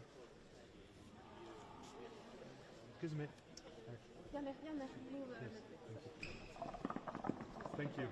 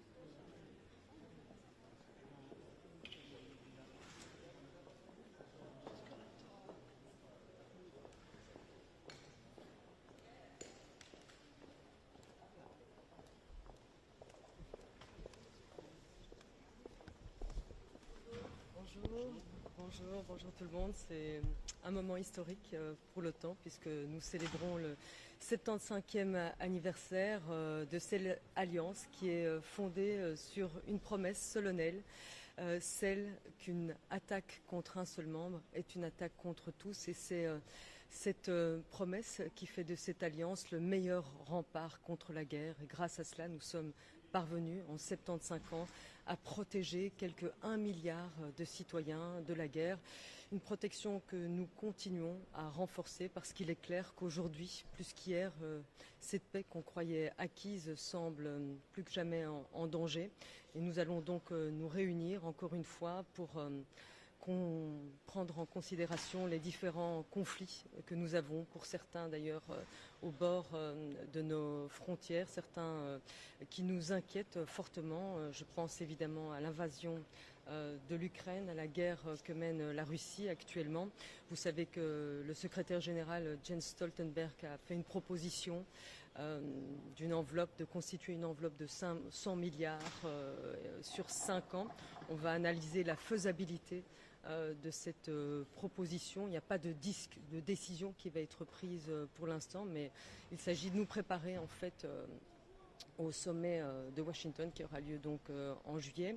Et il est clair qu'aujourd'hui la Russie est une des principales menaces pour nous, pour les alliés. On va analyser aussi avec nos partenaires de l'Indo-Pacifique lors d'un conseil Indo-Pacifique ce qu'on peut aussi envisager avec eux en matière de cyberattaque, en matière aussi de contrôle des armes, et évidemment un autre conflit qui sera soulevé certainement, c'est le conflit qui fait rage à l'heure actuelle au Moyen-Orient, et particulièrement la situation humanitaire à Gaza. Je reviens moi-même de la région. Évidemment, les pourparlers de paix continuent. On va faire le point avec Anthony Blinken, entre autres. Vous savez qu'il y a une résolution qui a été votée aux Nations Unies qui demande un cessez-le-feu qui n'a aucun impact sur le terrain, ce qui pose aussi la question des leviers dont on dispose encore à l'heure actuelle pour imposer un cessez-le-feu. Hier encore, 7 travailleurs humanitaires ont perdu la vie. Nous sommes accusés de double standard. C'est toutes ces questions qu'il faut oser aborder avec courage entre nous. Et puis voilà, je reste ouverte à vos questions. If you have any question, this 75th anniversary, I have to say that will only reinforce our commitment that our vision of the world lead by law and not by force. So we will have Ukraine NATO Council with Dmytro Kuleba, the Minister of Foreign Affairs of Ukraine. We will address the situation on the ground, the Ukraine's need for now, but also for the futures. Jens Stoltenberg will propose to allocate 100 billion euros for the next 5 years. We will envisage the feasibility of this proposition among us. NATO is 32 allies, but it is also 35 partners, so we will have also a council with our partners from the Indo-Pacific. We will discuss about armed controls, about new technologies, about cyber attacks as well, and we will also discuss about the situation in the Middle East. The risk of a spillover is more present than ever. Many allies are very worried and concerned about the humanitarian situation on the ground. I was myself in the Middle East last week. We have asked since months for an immediate ceasefire. This is also what is demanded by a resolution from the United Nations, but unfortunately without any consequences on the ground, which poses the question of our real leverages to stop the violence in the regions while we are accusing of double standards. So it will be a very important council, ministerial council, preparing of the summit for Washington this summer. Minister, on NATO's plan for Ukraine, $100 billion, does Belgium support that idea? We will discuss. What is important is to keep in mind that this is not charity. This is an investment to our own protection. So this is very important. But on the other hand, it's dangerous to make promises that we can't keep. So we will discuss how to distribute, how to contribute, how can we contribute between the member states to this provision. Votre homologue anglais, David Cameron, il a dit que l'Ukraine est aussi proche que jamais d'un membership, d'une candidature à l'OTAN, mais la plupart des alliés semblent avoir des opinions différentes là-dessus. Pourquoi a-t-il fait cette proposition? Alors ça, il faut lui demander à lui. Mais ce qui est certain, c'est qu'on a déjà ce Conseil OTAN-Ukraine qui va avoir lieu, où on va envisager les meilleures façons de renforcer notre aide à l'Ukraine, qui est de nouveau, comme je viens de le dire, n'est pas une charité, mais la meilleure façon aussi de renforcer notre protection, parce qu'il est clair que Poutine ne s'arrêtera pas à l'Ukraine et qu'il a des ambitions qui déborderont le territoire de l'Ukraine. D'autres pays comme la Moldavie, comme la Géorgie sont déjà menacés dans leur territoire. Donc nous devons avoir cela en tête et nous allons envisager les différentes possibilités de renforcer, d'harmoniser, d'être plus efficace dans notre aide allouée à l'Ukraine, en harmonisant et en donnant un meilleur contrôle, une meilleure coordination pour éviter en fait les doublons, et aussi avec l'Union européenne et l'OSCE. Et plus concrètement, en revenant sur la question du fonds de 100 milliards d'euros pour l'Ukraine, quel pourcentage est-ce que la Belgique pourrait envisager de contribuer à un tel fonds? Alors je crois que ce qui est envisagé pour l'instant, c'est une contribution selon le PIB de chaque pays allié. Et donc voilà, la discussion est ouverte. On est là pour vraiment envisager les différentes pistes, voir ce qu'on peut mettre sur la table. Vous savez que la Belgique, par exemple, a créé un fonds spécifique à l'Ukraine d'1,7 milliard.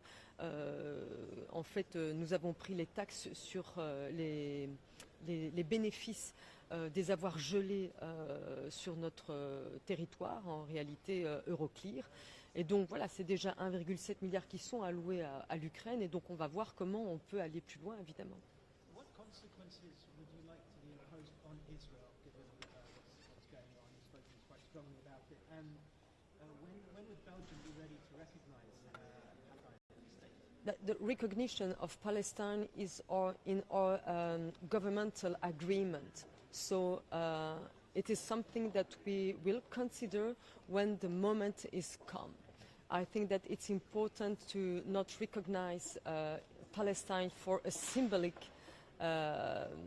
gesture, but more for a concrete evolution on the ground, and a recognition with a full status of a state. This is something that I really cherish. In terms of consequences, what would you like to see the European Union do?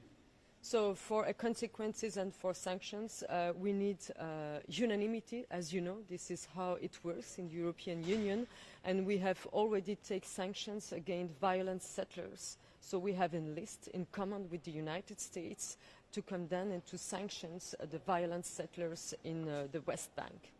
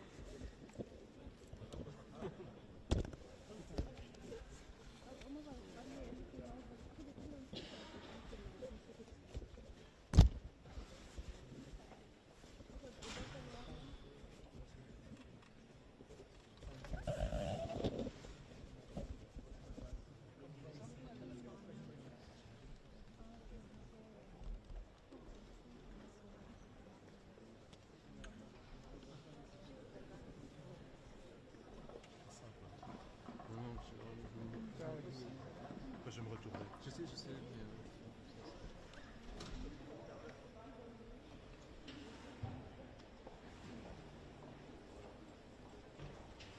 Attention.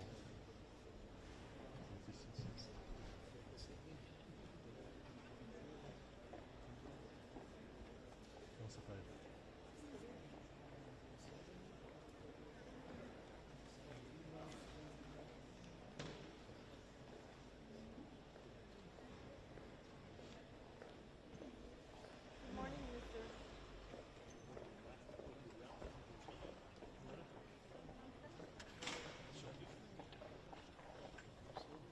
Good morning.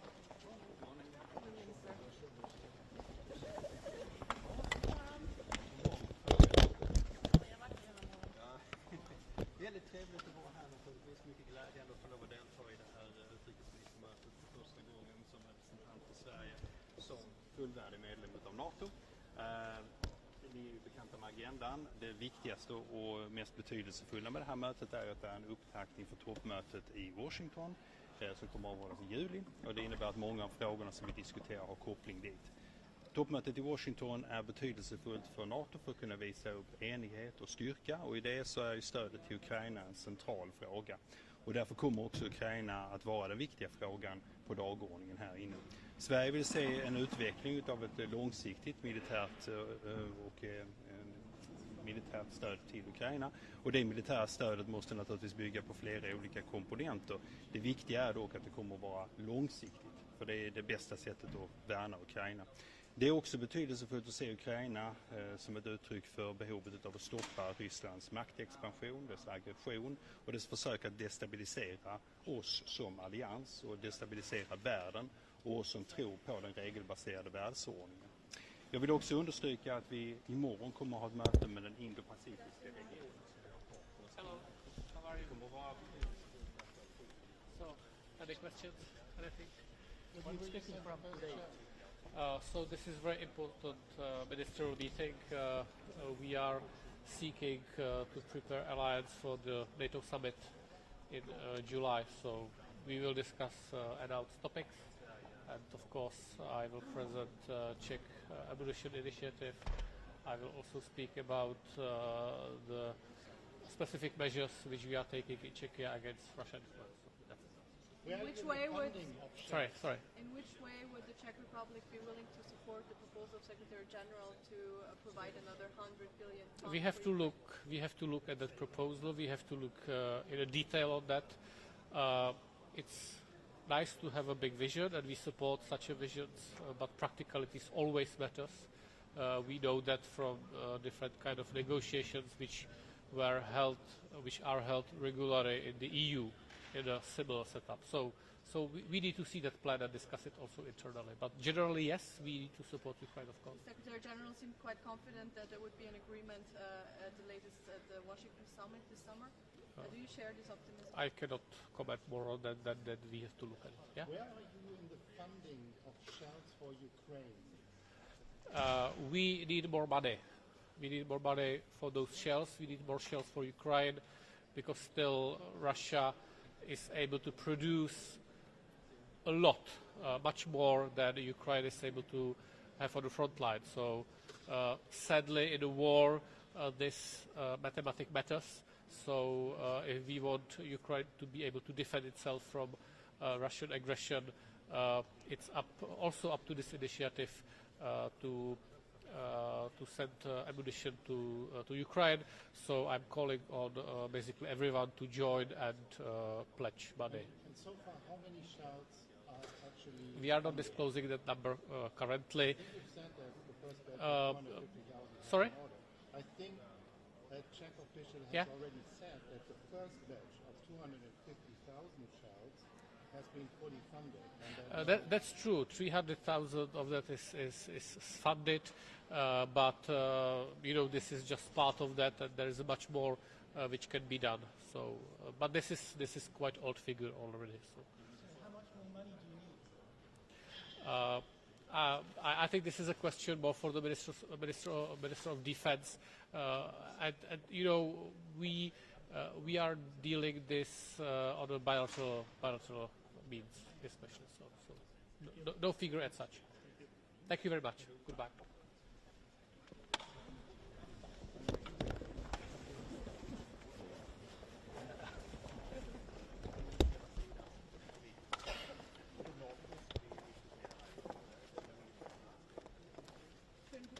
Schönen guten Tag. Ich darf jetzt ein Statement der Außenministerin begrüßen. Danach gibt es die Gelegenheit für 2 Fragen. Frau Außenministerin. Schönen guten Tag. 75 Jahre NATO bedeutet 75 Jahre Sicherheitsanker zwischen Ost und West für Deutschland seit 1955, für Westdeutschland seit 1955 und für Gesamtdeutschland seit 1990. 75 Jahre NATO ist mehr als ein Verteidigungsbündnis. Es ist der Schutz für unsere Freiheit, für unsere Demokratie. Gerade in diesen Zeiten wurde das noch mal deutlich unterstrichen mit dem russischen Angriffskrieg auf die Ukraine und auf die europäische Friedensordnung, dass die NATO nicht nur mit Blick auf unsere Sicherheit, sondern auch für unsere Freiheit und unsere Demokratie unser gemeinsamer Sicherheitsanker ist.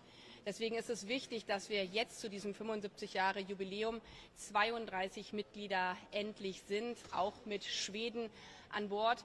Denn gerade die Länder, die in der Vergangenheit darauf gezählt haben, dass unsere gemeinsame europäische Sicherheitsarchitektur auch für zukünftige Generationen steht und in direkter Nachbarschaft zu Russland liegen, auch sie brauchen eine Sicherheitsgarantie für ihre Freiheit, für ihre Demokratie. In diesen so turbulenten Zeiten mit dem russischen Angriffskrieg ist es für uns zentral, dass wir dieses 75-jährige Jubiläum eben nicht nur feiern, sondern dass wir in unsere eigene Sicherheit zum Schutz unserer Freiheit und Demokratie investieren. Das bedeutet für uns erstens als Europäer, dass wir den europäischen Pfeiler innerhalb dieses transatlantischen Bündnisses stärken. Deutschland stellt dafür in diesem Jahr 2,1% seines Bruttoinlandsproduktes bereit. Und mit unserer Brigade in Litauen untermauern wir, dass wir für die Sicherheit unserer osteuropäischen Nachbarn einstehen. Denn gerade sie sind in ihren Zeiten darauf angewiesen, dass das Versprechen der NATO einer für alle und alle für einen gilt. Zweitens ist es zentral, dass wir in unsere eigenen Rüstungsfähigkeiten, in unsere eigenen Verteidigungsfähigkeiten investieren. Im Lichte dieses hybriden Angriffs Russlands auf die europäische Friedensordnung, gerade auch in neue Technologien, und dass wir drittens die Ukraine weiter mit allem, was wir haben, unterstützen, denn auch sie sichert unsere Freiheit, unsere Demokratie und unseren Frieden. Daher werden wir natürlich auf diesem NATO-Außenministertreffen nicht nur das 75-jährige Jubiläum entsprechend ein bisschen feiern, sondern vor allen Dingen unsere gemeinsame Sicherheit stärken. die Unterstützung der Ukraine weiter ausbauen, denn die Ukraine steht ein für unsere Sicherheit, für unsere Freiheit, für unseren gemeinsamen Schutz. Und unsere Sicherheit und unsere Freiheit, die brauchen Verlässlichkeit. Das bedeutet Verlässlichkeit in der Unterstützung für die Ukraine. Das bedeutet Verlässlichkeit in der Finanzierung der Ukraine-Unterstützung. Und das bedeutet Verlässlichkeit in den NATO-Strukturen selbst. Auch dazu werden wir als Deutschland, auch dazu werden wir als Europäer in Zukunft einen größeren Beitrag leisten. Frau Ministerin, befürwortet die deutsche Bundesregierung die Vorschläge des Generalsekretärs für einen 100 Milliarden Euro Fonds für die nächsten 5 Jahre für die Ukraine und für die NATO-Mission Ukraine, die ja die Aufgaben der Rammstein-Gruppe übernehmen soll? Es war essentiell, dass wir vor gut 2 Jahren auch hier in Brüssel als NATO-Außenminister deutlich gemacht haben, wir werden als Verteidigungsbündnis unsere Sicherheit, unsere Freiheit in Europa schützen und deswegen die Ukraine, die diese Freiheit, die diese Sicherheit auch für uns verteidigt, mit allem, was wir haben, unterstützen. Diese Strukturen, die wir damals ad hoc geschaffen haben, zum Beispiel Ausbildung, zum Beispiel Training, zum Beispiel Planung, die jetzt in wirklich strukturierte, verlässliche, langfristige Strukturen zu gießen, das ist richtig und wichtig. Entsprechend haben wir das als Außenminister innerhalb der NATO für diesen heutigen Zusammenkunft vorbereitet und diskutiert. Entsprechend unterstützen wir das auch. Wie das so oft ist bei internationalen Texten, ist dann immer die Frage, und wie nennt man das Kind? Für uns ist essentiell, dass wir die Ad-hoc-Strukturen zur Ausbildung, zur Koordinierung in verlässliche Strukturen gießen. Man kann das auf Deutsch Einheit, Unit, zentrale Koordinierung nennen. Der Begriff ist nicht das Entscheidende, sondern die verlässlichen Strukturen. Und das unterstützen wir. Entsprechend haben wir auch die Vorbereitung hier mit auf den Weg gebracht. Ebenso braucht Sicherheit und Freiheit verlässliche finanzielle Unterstützung. Auch das haben wir in den letzten 2 Jahren gemeinsam ausgebaut. Wichtig ist hier, dass wir die Prozesse zwischen EU und NATO nicht duplizieren. Deswegen halte ich es jetzt nicht für sinnvoll, wieder über einzelne Größen hier zu diskutieren und in der Luft zu jonglieren, wenn man Ad-hoc-Contributions mit einbezieht, wenn man bereits Geleistetes mit einbezieht. Deswegen sind wir genau hier 2 Tage lang, dass wir das in Ruhe gemeinsam besprechen können. Aber vollkommen klar ist, auch für die Bundesregierung, wir brauchen Verlässlichkeit für Sicherheit, finanziell, materiell und vor allen Dingen mit der klaren Unterstützung der Ukraine, weil es geht hier um unsere eigene Sicherheit, um unsere eigene Freiheit. Und das ist mir besonders wichtig. Wir leben im Herzen Europas als Deutsche, wie wir jetzt feststellen, zu unserem großen, großen Glück. Und wir müssen uns vielleicht gerade bei 75 Jahren NATO immer wieder auch in die Schuhe der anderen, unserer osteuropäischen Nachbarländer, aber auch der nordeuropäischen Nachbarländer stellen. Wenn man eine ewig lange Grenze mit Russland hat, wenn man einen Suwałki-Korridor hat, dann ist eine abstrakte Gefährdungslage eben was komplett anderes. Da sind einzelne Luftraumübertretungen auch was anderes. Und deswegen möchte ich hier unterstreichen, auch für die deutsche Sicherheit ist die Sicherheit unserer osteuropäischen Nachbarn absolut zentral. Und wie ich im Baltikum vor 1,5 Jahren deutlich gemacht habe, wir stehen ein für die Sicherheit und Freiheit jedes Zentimeters des gemeinsamen NATO-Territoriums. Das heißt, Sie wollen kein neues frisches Geld jetzt bereitstellen im Rahmen einer NATO-Mission Ukraine. Also 100 Milliarden klingt natürlich toll, aber wenn es nur altes Geld ist, ist damit niemandem geholfen. Wir als Bundesregierung, insbesondere der Bundeskanzler, haben ja immer wieder deutlich gemacht, dass wir alle Hebel in Bewegung setzen, sei es bei gemeinsamer Munitionsbeschaffung, bei gemeinsamer Produktion und dass wir gerade als Deutsche dafür auch die finanziellen Mittel bereitstellen. Bekannt ist, 32 Milliarden an ziviler und vor allen Dingen militärischer Unterstützung haben wir als Bundesrepublik bereits geleistet. Es ist auch vollkommen klar, dass wir weitere Zahlungen leisten müssen. Nochmal, nicht zur Unterstützung der Ukraine allein, sondern um in unseren eigenen Schutz zu investieren. Ich habe ja bereits auch rund um die Münchner Sicherheitskonferenz deutlich gemacht, dass der Schutz unserer Freiheit, dass der Schutz unserer Demokratie nicht nur gelten muss bis zum nächsten Wahltermin, sondern auch für die Zukunft unserer Kinder. Und deswegen sind das langfristige Planungen, die sich nicht in einjährige Haushalte oder in eine Schuldenbremse gießen lassen, sondern Sicherheit braucht Verlässlichkeit. Und deswegen diskutieren wir ja gerade auch bei uns in Ruhe, aber vor allen Dingen hinter verschlossenen Türen, wie wir wir diese finanzielle Sicherheit für unsere Demokratie und unsere Freiheit auch absichern können im Lichte unseres Grundgesetzes. Wir haben schon einmal ein Sondervermögen auf den Weg gebracht. Das wäre eine Möglichkeit. Es ist die Möglichkeit, dass wir die Frage von einem Sicherheitshaushalt anders definieren. Nämlich klar ist auch, dass Cyberattacken Teil der russischen Kriegsstrategie sind. Aber das diskutiert man, wie gesagt, nicht über Mikrofone, sondern in Besonnenheit und in Ruhe. Und zwar in jedem Land gilt ja das Gleiche. Wir sind in der Verantwortung, die Sicherheit unserer Bürgerinnen und Bürger zu garantieren. Im Herzen Europas, im Süden Europas, aber vor allen Dingen auch im Osten Europas, direkte Nachbarschaft zu Russland und dafür alles zu leisten, weil wenn wir jetzt nicht in unsere Sicherheit investieren, dann werden wir das in Zukunft niemals bezahlen können. Dankeschön.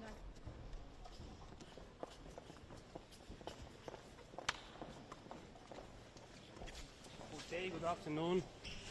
Tomorrow we are celebrating 75 years of NATO, and NATO is stronger than ever before. Sorry, I help you as well. But yes, we are very happy as well to welcome Sweden as a full member of NATO today. As well, this year we are celebrating 20 years of membership for Estonia in NATO. And I can say that without this membership and also membership of the European Union, probably I couldn't stand here as a foreign minister of independent country Estonia, because Russia has shown that Russia is very aggressive. Of course, in these today's meetings, we are focusing on how can we support Ukraine in the long term. But actually, we all know what Ukraine needs, and Ukraine needs rapidly ammunition and weapons. So we must find a ways as well to support Ukraine very quickly and rapidly with ammunition and weapons. But it's very important as well, we are going to discuss long-term commitments. Estonia is going to sign with Ukraine bilateral agreement about next year's, and we have promised 0.25% of our GDP per year military support, and we have proposed as well that all allies should do the same. So I'm welcoming Secretary General initiative about long-term commitments. If everybody, all the allies, are putting in 0.25% of GDP military support every year, it is together 120 billion euros, and it is enough military support for Ukraine to push Russia back. As well, I'm very happy that we are going to have a discussion on the G7 level as well in European Union, and it will be marked as well in NATO declaration that there is an opportunity to use the Russian frozen assets. This is as well an opportunity to explain our voters and taxpayers that instead of their money in the long term we are going to use the Russian frozen assets, because Russia must pay for that. So these are the main topics, and I really do hope that we are going to prepare our decisions for the NATO summit which takes place in Vilnius, in Washington D.C. Thank you very much. Prime Minister of Estonia, one of the strong candidates to the next NATO Secretary of General. What do you think? We have said as well public that we are going to support Mr. Rutte as the next Secretary General candidate. As well, we have a president from Romania, very good candidate, but I do hope that we are going to find a consensus before the NATO summit in Vilnius. So we are going to focus on the topics, not about the personalities. So let's see. Hopefully we can solve the question of the next Secretary General before the Washington summit. Minister, can I ask on NATO's plan for $100 billion for Ukraine? What do you say to your colleagues who warn about duplicating EU and NATO efforts? And also, I mean, to what extent does this risk dragging NATO into the broader conflict? It is a right step on the right side, of course, because we have been talking already months about long-term commitment to Ukraine, because we have different initiatives about ammunition and rapid support. As well, the Estonian government decided just a week ago to send a new package of ammunition to Ukraine. It is very important to support Ukraine now and rapidly, but we must have a long-term commitments as well. So this Secretary General initiative is a right step and right side. But we have to understand as well that just we are not going to declare something what we have already promised. So we have very clear position that if everybody, if all allies are putting in 0.25% of GDP per year military support, it is enough for Ukraine to win the war. It's altogether approximately 120 billion euros, and it is enough. So all this initiative as well fits into that. But we must be very clear what exactly we are doing, what is our commitment, like state by state and government by government. And we must be clear as well what is the outcome. It cannot be, again, some kind of a scheme which is actually not working. So Ukraine needs a real long-term commitments, and our idea about 0.25% of GDP is clear. You can count it, and actually GDP figure is fair for everybody. So. But what about the risk of NATO being a greater role in the war in Ukraine? NATO must take the greater and more clear role of supporting Ukraine, because all our NATO members anyway supporting military ways Ukraine anyway. So I don't see there any risk of escalation, because we are not going to send our troops to Ukraine, because Ukraine is not asking this. Ukraine is asking ammunition, asking long-term commitments, and what we have is we have money. We have all the money in the world, actually. This is the cheapest and most efficient way to support Ukraine, and also to invest our defense and security for the future. We know as a border country very well that we must support Ukraine right now instead of preparing for the next military conflict in Europe. But thank you very much.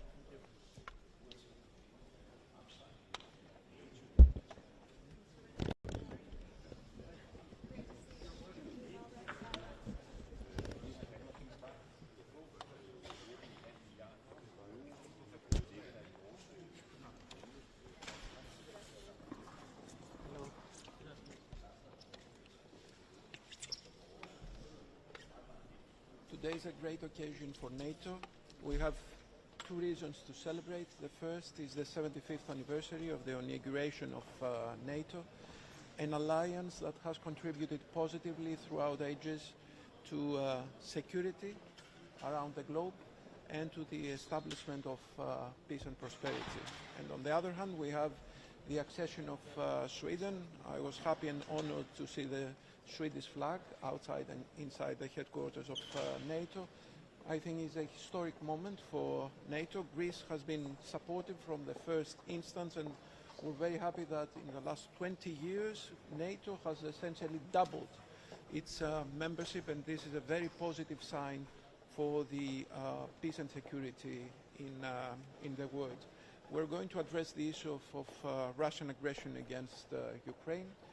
We are very concerned with the current situation. We need to establish sustainable formulas for the further support of Ukraine against Russian aggression. Also, we need to address issues concerning the southern neighborhoods. As you can see, there are continuous aggressions in the southern neighborhoods. We have to see how the situation goes with Gaza, and especially its spillover effects in Syria, in Lebanon, in Red Sea, issues that are of huge importance for the world. And of course there are issues that we need to see concerning modern types of security, such as cybersecurity and protection from misinformation and disinformation. NATO has a key role to play, and in Greece's mind it is important to further enhance the relationship between NATO and Europe. The transatlantic cooperation is of utmost importance in order to preserve global values such as democracy, rule of law, international law, and obviously human dignity and humanitarian law. Thank you so much. How would Greece support the proposal?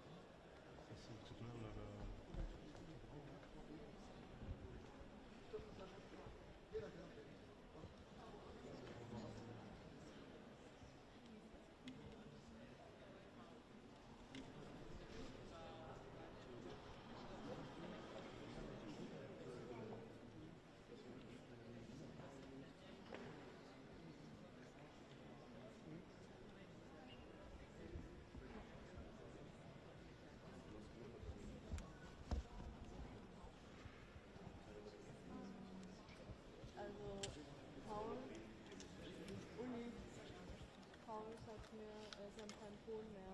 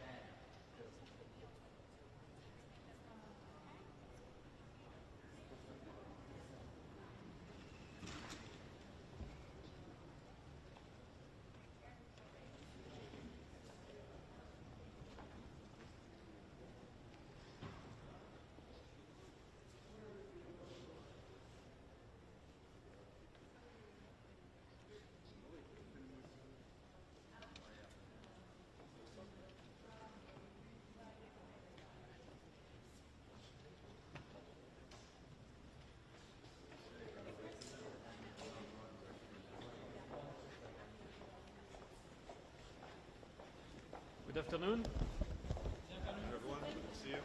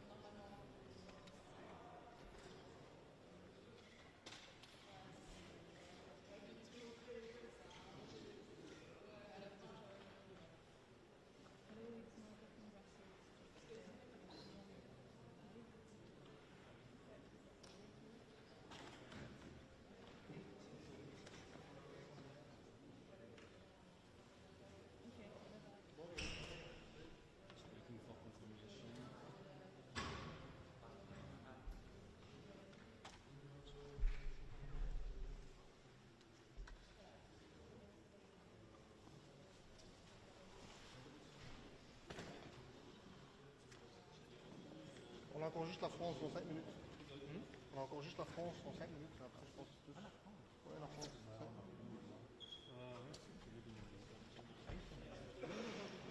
Non, annoncé 5 minutes.